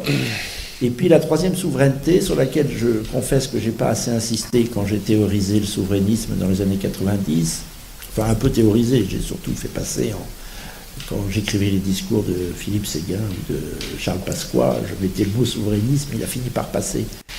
Mais le troisième pied n'a pas été assez développé à ce moment-là, c'est la souveraineté culturelle, c'est-à-dire l'identité. La défense de notre identité, la souveraineté identitaire, voilà. Je pense que c'est ce triptyque souverainiste, et peut-être en insistant sur le dernier pied, vous pouvez me rattraper, c'est-à-dire la question identitaire, la souveraineté culturelle, qui sera le relais pour un 21e siècle qui sera certainement très douloureux. Je crois qu'on n'évitera pas le chaos. La question que je me pose beaucoup, c'est le chaos sera-t-il durable ou pas? On n'évitera pas le chaos. Il y a trop de choses qui nous pendent au nez, qui nous pendent au-dessus de la tête et qui nous tomberont dessus. Des menaces de tous ordres. Bon, je ne développe pas, mais elles sont multiples. Elles sont financières, démographiques, écologiques, toutes sortes. Le chaos sera-t-il durable ou pas? Voilà. Il y a des chaos qui durent 10 ans, et il y a des chaos qui durent 2 ou 3 siècles. C'est pas la même chose. Peut-être que c'est maintenant que doit s'instruire le travail, puisque tu veux que nous parlions de l'avenir, pour que ce chaos, d'une certaine façon, à la fois inévitable et salutaire, dure peu. C'est-à-dire qu'il y ait, je fais encore appel à l'anthropologie, à un socle anthropologique de résistance suffisamment formé, c'est un peu ce que nous faisons ici, à travers toutes sortes d'activités. Dieu sait que la droite bouillonne aujourd'hui, les cercles, les rencontres, les conférences, les débats, les livres, les émissions de radio, les radios, puisque notre père va lancer une... Ah, c'est très gentil, une radio, je crois, ça bouillonne chez nous, ça bouillonne. Eh bien, il faut que ce travail crée une élite française, et qui soit prête aux jours de tempête, au chaos, et qui ait les moyens de tirer la France du chaos. Je ne crois pas que tous les pays d'Europe aient cette arme-là, finalement. Peut-être que la France, dont le général disait que c'est le pays des malheurs exemplaires et des succès consommés, on va vers les malheurs exemplaires, merci mon père, mais nous pourrions aussi, parce que c'est très en dents de scie l'histoire de France, il y a des chaos terribles, mais ça se reprend. Peut-être qu'il y a une vigueur anthropologique, en effet, j'aime beaucoup, c'est très nouveau, hein, l'idée que vous avez développée tout à l'heure, je vais y réfléchir plus tard. Je crois que ça peut être la promesse de quelque chose pour que le chaos ne soit aussi peu durable que possible, en pensant, comme le 18 juin, puisque nous sommes aujourd'hui le 18 juin, que quand tout est perdu, il nous reste l'espérance. Merci beaucoup. Merci Paul-Marie. Adrien Bozzi, vous pouvez conclure avant les questions de nos convives. Alors, ce qui est posé comme question, c'est l'avenir de la France. Permettez-moi de radoter, l'avenir de la France passe par la karchérisation du moindre centimètre carré de gauche et de révolution. Vaste programme. Monsieur Couteau évoquait le chaos. Alors, bon, pour moi, le chaos, on y est déjà, je le dis en tant qu'usager des transports en commun franciliens. Mais disons qu'il est vrai qu'on peut atteindre une période cataclysmique. Pour ces raisons-là d'ailleurs, notamment. La question qui se pose, c'est quelle sera la réaction du peuple français à ce moment-là, et est-ce que nous aurons les caractères? Je crois que vous avez employé le mot caractère, à moins que je m'ai mal entendu. Pour qu'un homme ait du caractère, il faut qu'il ait des principes. Et qu'est-ce que sont les principes français? Eh ben, c'est ceux qui existent depuis le baptême de Clovis. Voilà. C'est-à-dire que les Français ne s'en sortiront pas s'ils ne reviennent pas aux fondamentaux spirituels de leur pays qui ont fait leur pays. Et le vrai clivage gauche-droite, ou plutôt l'une de ces manifestations, c'est celui-là. Hein, c'est ceux qui ont la haine de l'Église et ceux qui la défendent. Donc l'avenir du gaullisme, mon contradicteur ne me voudra pas trop si je dis que j'espère que c'est funérailles.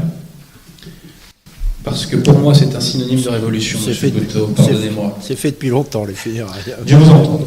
Dieu vous entend. Dieu vous entend. En tout état de cause, gaullisme ou pas, tant qu'on n'aura pas dégauchisé les esprits, il n'y aura rien à espérer. Si vous prenez l'homme politique le plus brillant, le plus beau, le plus intelligent, le plus fort, qui a les plus gros réseaux, la plus grosse fortune, les plus grosses troupes, si cet homme prend le pouvoir par miracle, et que face à lui, il a des masses gigantesques, complètement gauchisées, que voulez-vous qu'il fasse? Que voulez-vous qu'il fasse? Le pouvoir est l'émanation de l'anthropologie. Alors vous allez me dire, attention, contradiction, vous venez de dire que l'anthropologie était catholique de droite, sauf qu'elle est castrée. Elle est castrée, cette anthropologie, par le système. Voilà. Et ce à quoi nous devons œuvrer, c'est justement à son éclosion véritable. Et les Gilets jaunes sont, j'entends le début du mouvement, pas la face gauchisée, j'y suis allé dans la face gauchisée, il y a toujours eu des gens qui m'ont reconnu, qui m'ont salué, ce qui m'a fait plaisir, mais c'était ce que j'appelle très gaucho drogué, le dernier passage. C'était dur à vivre. Passons. Les Gilets jaunes, qu'est-ce que c'est? C'est le point de rupture. C'est-à-dire que c'est le peuple français qui dit la gauchisation, stop, la facture, elle est trop lourde. On nous pique la moitié de notre pognon pour financer le grand remplacement, pour financer la décomposition de la France, pour financer sa soumission aux anglo-saxons. Stop, la facture de la création d'un homme nouveau, c'est trop lourd, on arrête les frais. Bien sûr, la plupart des Gilets jaunes n'ont pas eu conscience de ça. Mais ce qu'ils ont exprimé par leur colère, pour la première fois de l'histoire, pour la première fois de 1792, la République a été attaquée quand même par le peuple français, spontanément, des préfectures, des mairies, la Banque de France. On n'a jamais vu ça. Et ce pas des gens qui ont été chauffés à blanc comme les manifestants de 1934 contre qui je n'ai rien à titre personnel. C'était un mouvement spontané, né en partie d'ailleurs de l'infusion des contre-cultures nées sur Internet. Nous en reparlerons une autre fois. Et quand même une bonne chose à retenir de tout cela, c'est qu'effectivement l'anthropologie française, malgré ces viols qu'elle subit depuis 70 ans, existe encore. Et c'est miraculeux qu'elle existe encore. Si à cette anthropologie, on ajoute les grâces du bon Dieu qu'on aura su mériter, ça c'est un autre thème. Si on ajoute à cela la rigueur et le sérieux, parce que je m'excuse, mais le camp national français est plein de repoussoirs, qui font tout pour que notre cause soit enlaidie aux yeux des gens gauchisés qui ne pensent pas comme nous, alors que quand même notre objectif c'est d'aller les conquérir, ces gens-là. Bon. Donc si nous faisons ce travail de sérieux et de rigueur, et l'épuration se fera par le sérieux et la rigueur, soit dit en passant, et grâce à Internet, le sérieux et la rigueur peuvent avoir une force de frappe un peu plus grande qu'ils avaient autrefois, eh bien il y a des choses à espérer. Donc je répète, l'anthropologie est là, les grâces du bon Dieu, il faut aller les chercher, le sérieux, c'est à notre portée. Donc, au travail, si je puis dire. Bien, merci à nos deux débatteurs.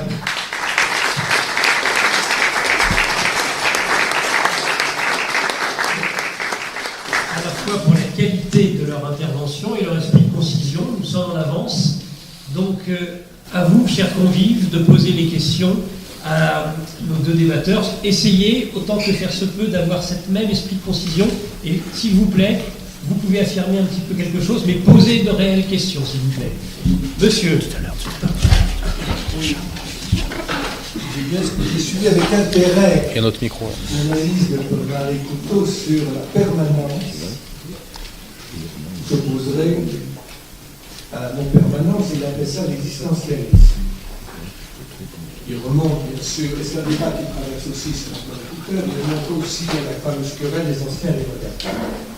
Petite remarque, certes j'aime beaucoup Platon, mais enfin, il y a un existentialisme qui défend aussi la permanence. Gabriel Marcel, Chrétien. existentialiste chrétien, était quand même pas de gauche. Kierkegaard, qui n'était pas existentialiste, enfin qui n'est pas très loin, Si, quand il était même existentialiste. engagement. Et Il l'était. il a quand même fécondé le gourou de la rose blanche, ces jeunes Allemands. C'est-à-dire que il y a la réflexion, il y a l'essence, et il y a l'action. Et sans revenir sur le général de Gaulle, parce que là, il n'y a aucune compétence pour revenir dessus. Bon, ce qui fascine dans De Gaulle, quoi qu'on puisse en penser, c'est qu'un jour, il a saisi l'action. Donc la permanence, c'est aussi l'action, et l'existence, c'est le fait d'affirmer qu'on existe dans son histoire, en tant que chrétien, en tant qu'enfant de Dieu, et que nous avons une histoire à réaliser, une histoire à assumer. Donc il y a aussi, enfin, je serais un peu plus nuancé sur le Oui. Alors, quelle est la question? Mais voilà, c'est Une considération. Donc, c'est une question pour Paul-Marie Couteau. Mais Adrien Bozzi pourra répondre aussi. Moi, je ne suis pas nuancé sur l'existentialisme. Pour Allez-y, moi, c'est allez-y. poubelle. Allez. 100% poubelle, Kierkegaard, poubelle. Existentialisme, Allez-y, poubelle. répondez. Non, moi, je suis quelqu'un de tranché, n'est-ce pas? Donc, existentialisme, poubelle, Kierkegaard, Sartre, Kant, on s'en débarrasse. Ben, moi, j'en parle. Et ceci dit, vous dites que Gabriel Marcel, je ne l'ai pas lu et était chrétien, mais vous savez, des chrétiens qui ont dit des bêtises et qui ont été à côté de la plaque et en contradiction avec leurs propres valeurs, c'est pas ce qui a manqué, hélas, à travers l'histoire. Merci Adrien. Paul-Marie. Oui, je vois bien là votre objection. Elle est très fondée à l'enseigne de l'action, en effet. Et il faudra bien que nous agissions, parce que jusqu'à présent, on n'a pas tellement compté pour beaucoup. Hein.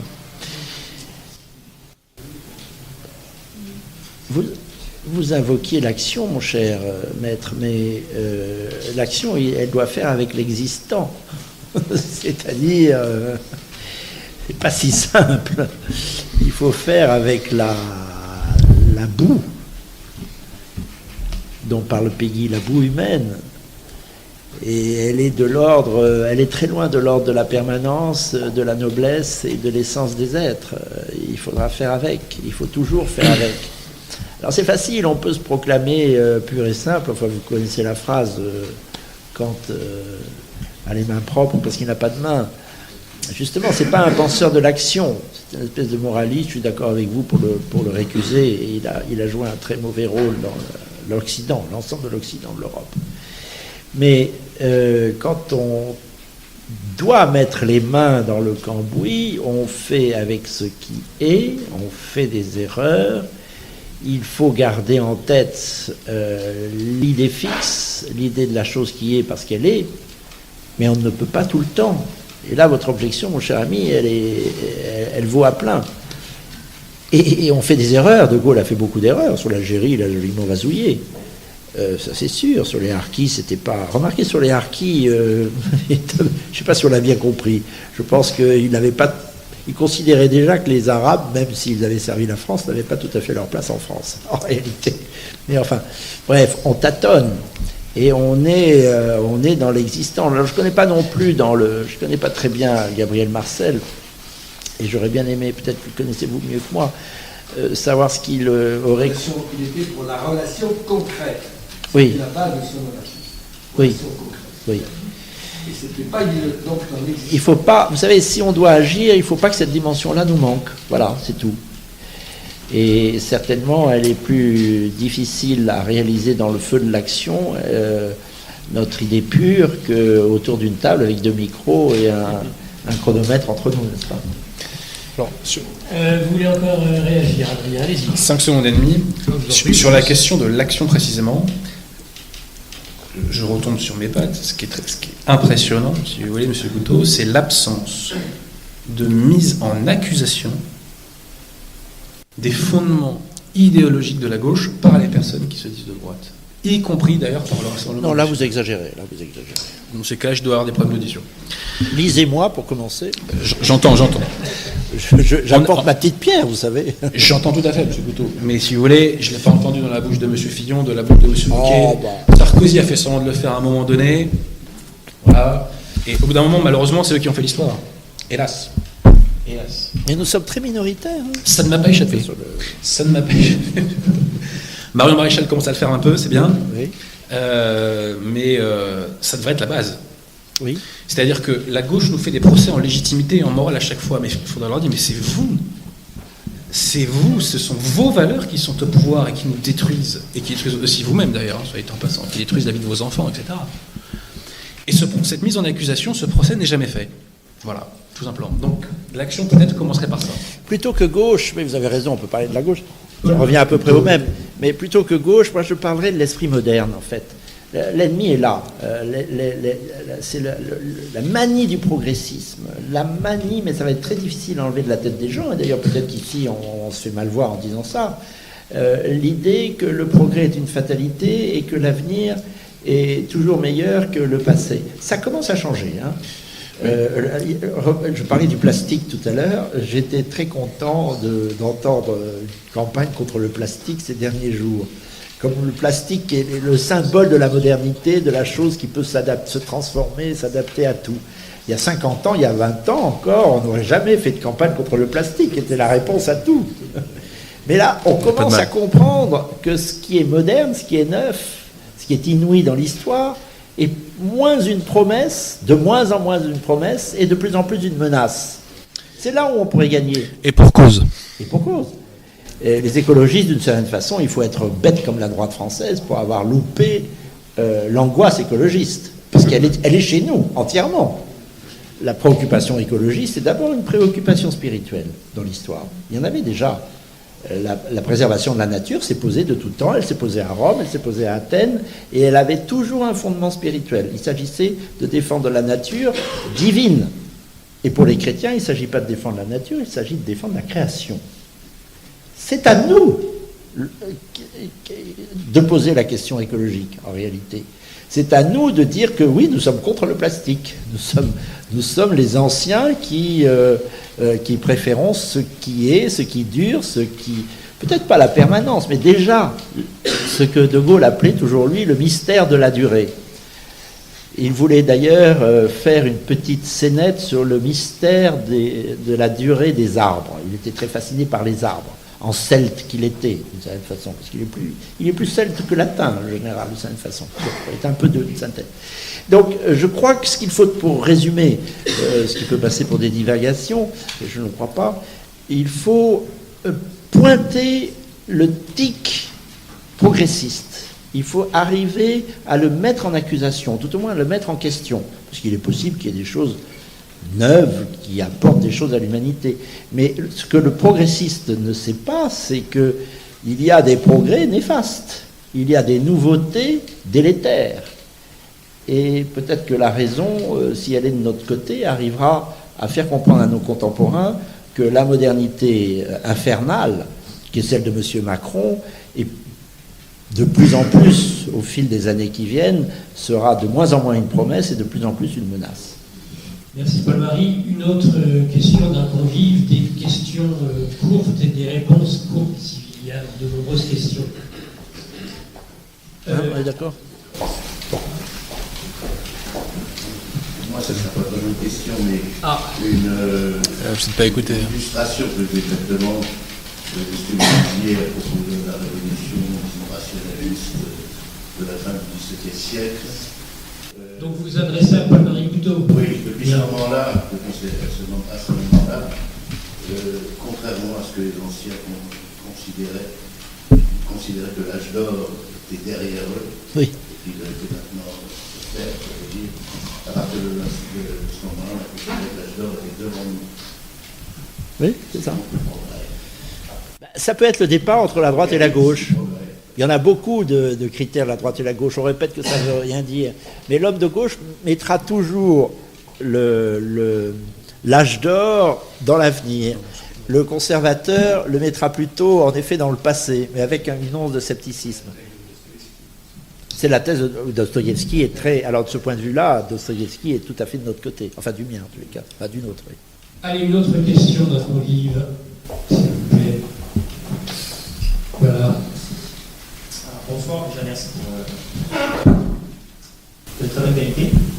Donc tout d'abord, Monsieur Aouzi, vous avez parlé de Marion Maréchal, vous l'avez évoqué. Est-ce que vous pensez qu'elle peut être une opportunité pour la droite, même si moi je ne le pense pas, pour plusieurs raisons? Monsieur Thibault, je vous pose cette question en même temps. Et une seconde question. J'avais entendu donc Marion Maréchal, quelqu'un lui demandait si elle était traditionnaliste. Donc elle se disait catholique, comme ça, en chuchotant, elle avait un peu peur de le dire, j'ai l'impression. Et elle a répondu non, je ne suis pas traditionnaliste, ça fait un petit peu intégriste. Donc petite question provocatrice, peut-être que les Unopum vont grincer les dents. Catholique intégriste, pléonasme ou Adrien. Disons que dans le sens où le système l'entend aujourd'hui, c'est un pléonasme, on va dire ça comme ça. Vous savez, je sais pas de quoi l'avenir est fait, donc je ne peux pas vous dire ce que fera telle ou telle personne. Avant de raisonner en termes de personnalité, la matière première numéro 1 de l'histoire, c'est quand même les peuples, et c'est l'anthropologie. Et nous, si vous voulez, c'est ce que je disais tout à l'heure, c'est que vous pouvez avoir la meilleure personnalité politique de l'histoire de l'humanité, si elle est face à un peuple lamentable anthropologiquement, elle ne pourra rien faire, par définition.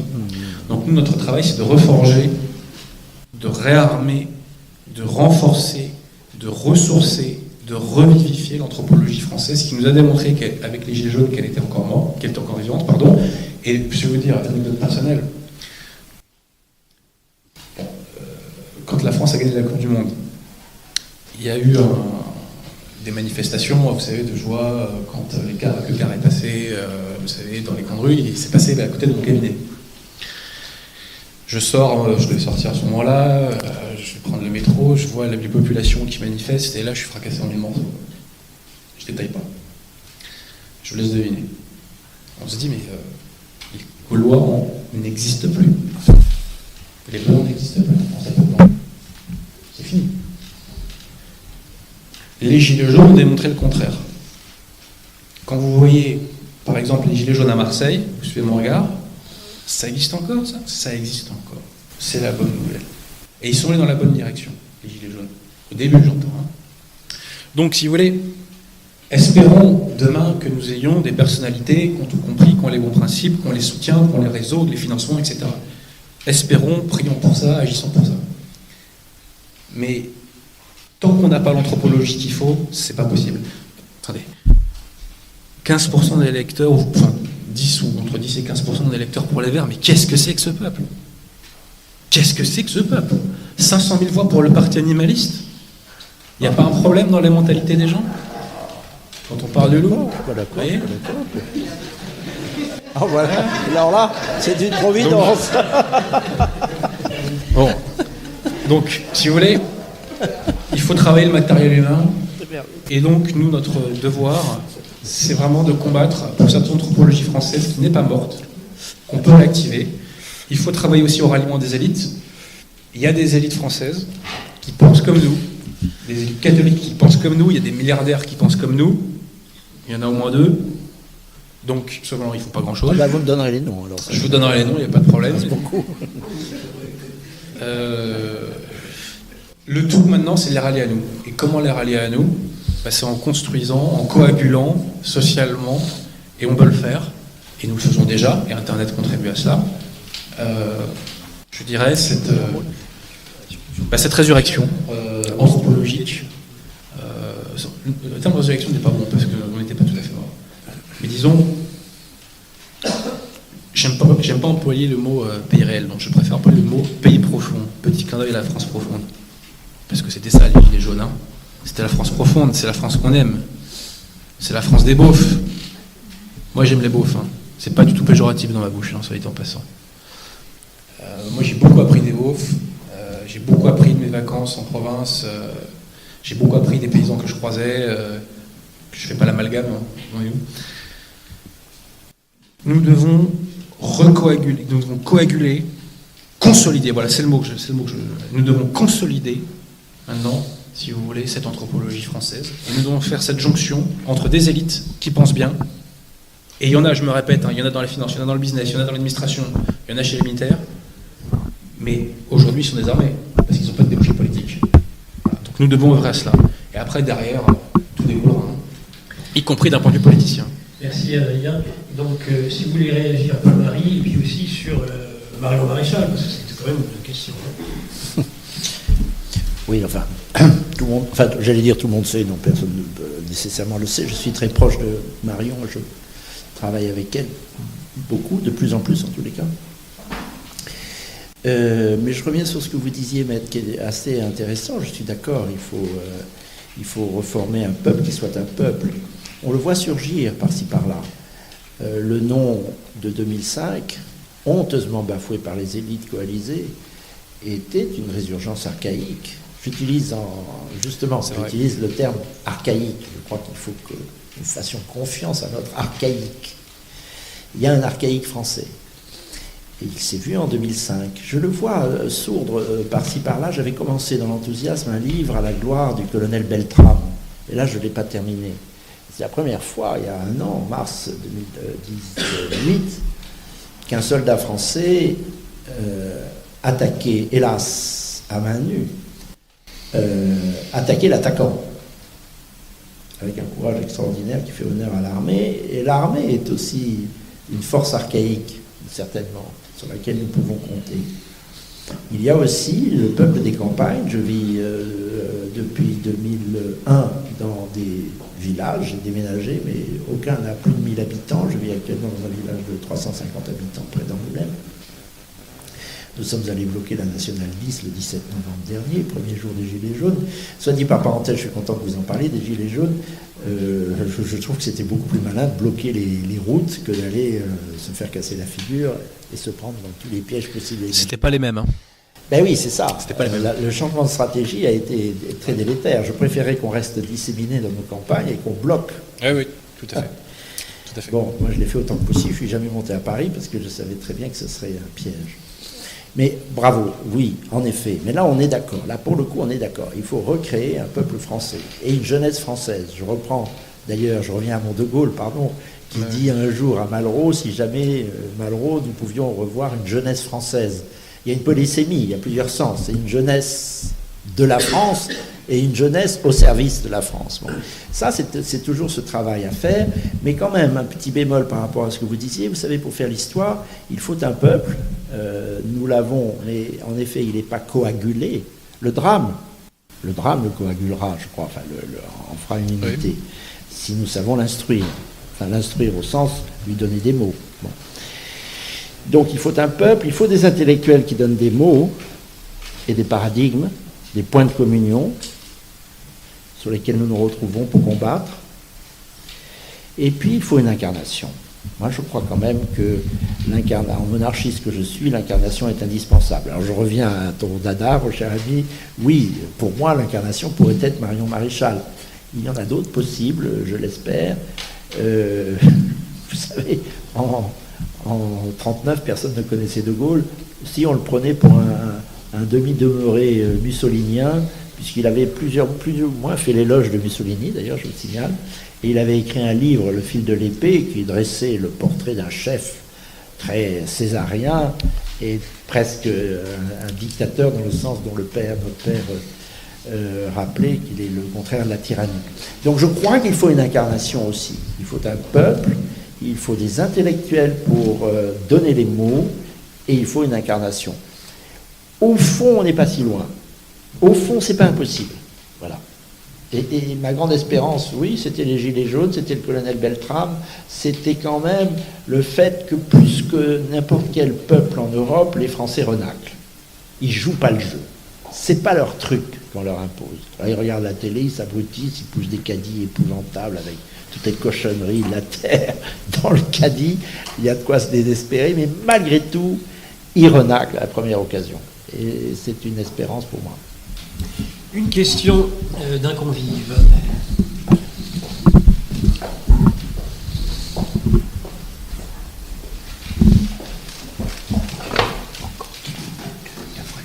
Bonsoir. Ça n'est pas c'est pas une question, mais des observations qui vont faire rebondir, voire rebondir les... Tu en fais un peu. Donc pour moi, le gaullisme, c'est terminé, de toute façon. Alors pourquoi? Parce que pour moi, c'est Il ne s'écoute pas, il pose pas de questions. à droite. Et je pense que, tel Molière dans Les Femmes savantes, qui disait du côté de la barbe et la toute-puissance, je pense que du côté de la droite est la compétence. Et que du coup... L'incompétence ou la compétence? L'incompétence. Ah, la compétence, pardon, excusez-moi. Du côté de la droite est la compétence. Et du coup, ce qu'on ne voit pas, ce que les gens ne voient pas, c'est que ce n'est pas parce qu'on est droite qu'on est des salauds, qu'on n'est pas généreux, etc. On peut très bien être de droite et altruiste. C'est la gauche qui mélange les concepts, tout ça, qui fait passer, qui fait des packages de façon, dans les médias, pour faire croire que les gens de droite sont tous un peu salauds, égoïstes, etc. Et pour moi, ce n'est pas vrai. Alors évidemment, il y a eu historiquement l'intervention gaulliste avec Capitan à Londres dans les années 60, le gaullisme social. Je ne dis pas, mais il faut passer un de cran au-dessus. C'est-à-dire, ça allait trop vers le socialisme. Donc il faut remonter vers la droite. C'est une sorte d'homothétie, on dit en mathématiques, pour arriver 2 points de niveau au-dessus, en restant sur ça lui-même. Parce que même pour faire une politique de centre-gauche, il faut être sacrément à droite. Parce qu'il y a une politique social-démocrate, je regrette, mais même le type le plus intelligent du monde, le plus grand génie, ne peut pas la conduire sans faire de déficit. Donc, on est obligé de revenir vers la droite. Et ça, parce que les gens, on leur tâche, mais leur part, ils se mettent à ce qu'ils travaillent. Et d'un autre côté, mais ce que ne dit pas la droite classique, c'est que toute personne qui vous dit qu'il va baisser les finances de la France sans arrêter l'immigration est un menteur. C'est-à-dire, si vous voulez revenir vers la droite et faire les politiques que vous proposent les libéraux, etc., c'est pas 300 000 gilets jaunes qu'il va y avoir dans la rue, c'est 3 millions. Très bien. Hamdoullah. Moi je signe. Hamdoullah. Moi je signe. Si vous n'arrêtez pas l'immigration, c'est 3 millions de personnes que vous allez avoir dans la rue. Ça, je vous garantis. Voilà, donc, le problème d'un gaulliste, et quand je les entends sur Radio Courtoisie, ils parlent très peu d'immigration, ou alors c'est pour la forme. Donc, il faut revenir sur la droite.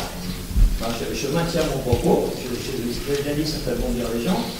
Voilà, et donc, le gaullisme, pour moi, c'est terminé. Donc, il faut aller sur une phase plus à droite, et ça ne veut pas dire qu'on abandonnera complètement le social. Parce qu'en arrêtant l'immigration, on évite de prendre des mesures trop drastiques pour le peuple. Parce que le peuple, avec des écotaxes et tout le bazar, ils s'en prennent plein la gueule. Et voilà, on a les gilets jaunes et toutes ces choses-là. Parce que les gilets jaunes, c'est ce qu'ils ne savent pas. Moi, je suis allé discuter avec eux sur les Champs-Élysées. J'ai rencontré des gens qui me disaient l'immigration, ah oui, mais il faut bien se trouver la misère du monde. La transition écologique, ah, il faut sauver la planète, etc. Et finalement, c'est ça les causes de nos déficits. C'est pour ça qu'ils sont à la rue, c'est pour ça qu'ils sont à poil. C'est à cause de ça qu'ils sont à poil. De rugir, etc. Ce sont des criminels. Les écolos sont des criminels pour moi. Et les gaullistes, disons que ceux qui sont de mèche avec eux en sont aussi. Pour moi, ce sont des criminels. Alors, merci pour c'est tout en nuance. Une réaction? Non, Paul Marie. Je songeais simplement, mais je comprends le sens de ce que vous dites, je comprends tout à fait. Je pensais quand même à une phrase du général de Gaulle qui vous intéressera, puisque l'on reste au général de Gaulle. Il dit à Perfit en 63, lorsqu'il lance le plan de refroidissement, c'est juste après l'épisode terrible de la grève des mineurs qu'il a maté très durement. Il les a réquisitionnés quand même, c'est-à-dire qu'il leur a ordonné de reprendre le travail, c'est-à-dire qu'il a vraiment cassé la grève. Bon. C'était pas un truc d'homme de gauche. Et il dit, c'est pas par la redistribution que l'on réglera la question sociale, c'est par la participation des travailleurs. Reprenant d'ailleurs le thème, figurez-vous, du comte de Chambord. Il reprend entièrement le programme social du comte de Chambord, qui n'était pas un programme consumériste du tout, on redistribue, ça c'est la gauche. On règle les problèmes d'argent par le fric, mais non, on règle le problème d'argent par l'honneur d'abord. Et la participation, c'est très anticapitaliste comme réponse. D'ailleurs, il aura contre lui et les syndicats et le patronat, et c'est d'ailleurs un des thèmes sous-jacents de 69 sur laquelle il chutera. Mais il ajoute à perfide, c'est ça la phrase que je voulais vous dire, vous savez, la redistribution à tout va, ça ne réglera rien, et d'ailleurs, au-delà de 33% de prélèvements obligatoires, on entre dans le socialisme. On en est à 50 et quelques, je ne sais pas plus combien on en est. Donc, je rappelle cette phrase qui est, à mon avis, assez intéressante, non seulement en ce qu'elle dit d'un débat actuel sur les prélèvements obligatoires, je suis affolé par la proportion de redistribution, mais surtout en ce que la réponse à la question sociale n'est pas dans la redistribution d'argent, tout simplement. Je crois que c'est aussi une leçon qu'il faudrait que nous reprenions. Adrien Agouzi. Il y a beaucoup de problèmes en France, mais s'il y a un problème qui n'existe pas, c'est le problème de la redistribution. Alors après, on peut discuter à qui on redistribue et comment on redistribue, mais ça, c'est vraiment une question qui ne se pose pas. Et la question sociale passe par la question fiscale. La question qu'il faut se poser, c'est le viol fiscal des Français. Parce qu'au bout d'un moment, il n'y a pas d'autre mot. Les patrimoines des familles sont attaqués. Toute la fiscalité est faite pour détruire les patrimoines. L'impôt sur le revenu est une abomination. Les impôts sur les successions sont une abomination. L'ISF est une stupidité absolue. Même réformé par Macron, il faut l'abolir immédiatement. C'est la révocation des dividendes et au patrimoine. En France, il y a 1 million de millionnaires. Chaque année, je crois qu'il y en a, je ne sais plus si c'est 100 ou c'est 1000 qui partent, mais que ce soit 100 ou 1000, c'est complètement aberrant. C'est que concrètement, un pays ne peut pas se vider de la sorte et fonctionner normalement. C'est pas possible. Donc la vraie question sociale, elle passe par la question fiscale, et c'est parce qu'on accepte ce viol fiscal qu'on accepte les dérives possibles, notamment le financement du grand remplacement, qui est financé, qui coûte très cher. Selon moi, il y en a pour 100 milliards d'euros par an. Gérard Pinx avait dit 60. Pour moi, on est autour de 100 milliards. Ça étant passé. Et il n'y aura pas de redressement budgétaire véritable sans remigration. C'est clair, net, c'est précis. Allez, encore une question et après on passera aux dédicaces. Une ou deux questions maximum, et courtes et des réponses courtes. Monsieur. Bonjour. Madame Agouzi, vous avez évoqué la question des gilets jaunes. Vous avez dit qu'ils avaient été récupérés par la gauche parce que la droite n'est pas institutionnalisée. Pas que, notamment. C'était une des causes. Ouais. Et je voulais juste rajouter quelque chose, c'est que 30% des magistrats sont dans le syndicat de la magistrature, qui est un syndicat de gauche, extrême gauche. Que la CGT, c'est communiste. Je connais quelqu'un qui est dans la CGT, vraiment, c'est communiste. Oui, c'est pas un scoop, ça. C'est pas un scoop, ça. C'est vraiment... C'est une secte. Que l'école, aujourd'hui, la République, moi j'en suis aujourd'hui, et ce qu'on nous apprend, c'est pas du tout l'histoire de France. On nous apprend que l'histoire de la France après la Révolution française. On nous dit que la Révolution française, c'est un exploit, c'est la meilleure... C'est le point de départ. Le fondateur de l'unité. On nous dit que la France, c'est la République. Voilà. Ouais, ouais. On ne dit pas que la France est catholicisme, mais on dit que c'est la République. Voilà. Et qu'il n'y a rien de mieux. On nous parle de féminisme, on nous dit que c'est le Graal, l'acte qui est... Votre question, s'il vous plaît. Oui. Du coup, j'ai une question, c'est comment institutionnaliser la droite? Est-ce que ça partira par ça ou par une reconquête des Ça passe notamment par la reconquête des esprits, mais si vous voulez que j'aille à la finalité logique, c'est par la reprise du pouvoir, tout simplement. Après, la question qui se pose, c'est la prise du pouvoir. On l'a évoqué tout à l'heure, caractère anthropologique, caractère de l'incarnation, caractère des réseaux, caractère du financement, coagulation du pays profond, jonction avec les vraies élites. Si on arrive à faire tout ça, c'est pas mal, il y a encore mille et une choses, mais là, on ouvre une porte gigantesque, cher ami. Donc, ça serait assez compliqué. Je voulais rebondir sur un truc que vous avez dit, mais j'ai oublié, donc je passe temporairement la parole à mon contradicteur de la soirée. Paul-Marie. Non, je crois qu'on arrive au bout de notre conversation. Je retiens une chose, tout de même, je suis assez content qu'on puisse... Le lieu est privilégié, je remercie le frère Thierry d'ailleurs, et son public, qu'on puisse quand même remettre en cause dans son principe même l'épisode de la Révolution française. Je trouve que je persiste à penser que c'était très implicite chez De Gaulle, c'était méritoire déjà, et on arrive à une situation où elle fait tellement faillite, la République, qu'on arrive tout de même à la remettre en cause. Regardez, nous sommes sous la Ve République. La Première République a fini dans la terreur. On devrait s'en rendre compte. La Deuxième République a fini dans l'anarchie, suivi d'un coup d'État, celui de Napoléon Bonaparte. Napoléon III. La Troisième République a fini par un désastre militaire et moral.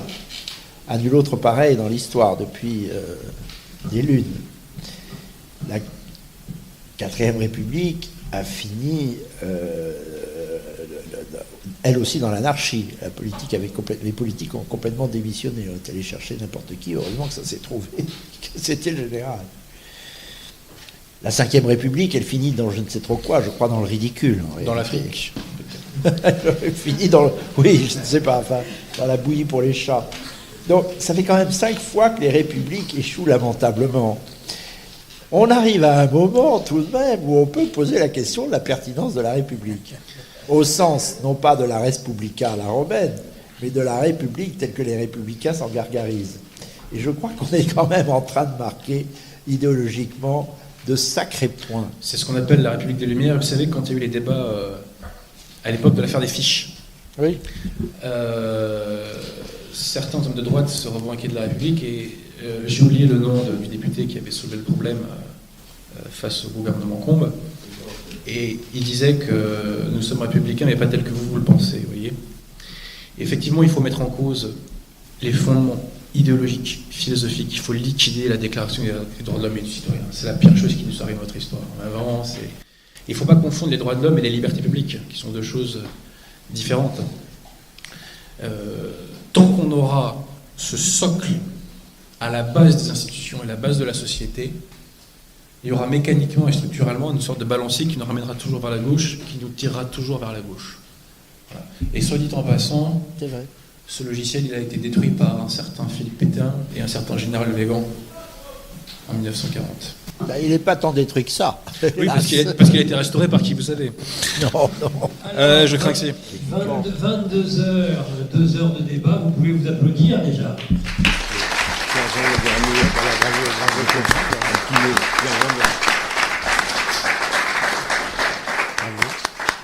Alors le dernier mot du patron, avant la séance de dédicace. Patron, un grand mot. Bah si, on est chez Vous vous. savez, chez nous, il y a l'hospitalité. Vous êtes mes hôtes et je suis votre hôte. Ça vous va? Oui. Bon, bah, ça s'est très bien passé. Est-ce que les questions étaient pertinentes? Tout était pertinent. Tout était pertinent. Bon, bah alors, écoutez, bah, qu'est-ce que je peux vous dire de plus que nous avons un média, il s'appelle Média Cernea. On vous invite à venir. Si vous avez des choses à dire, n'hésitez pas. C'est avec plaisir qu'on vous reçoit. N'est-ce pas? Voilà, sinon, la sous-boîte est ouverte.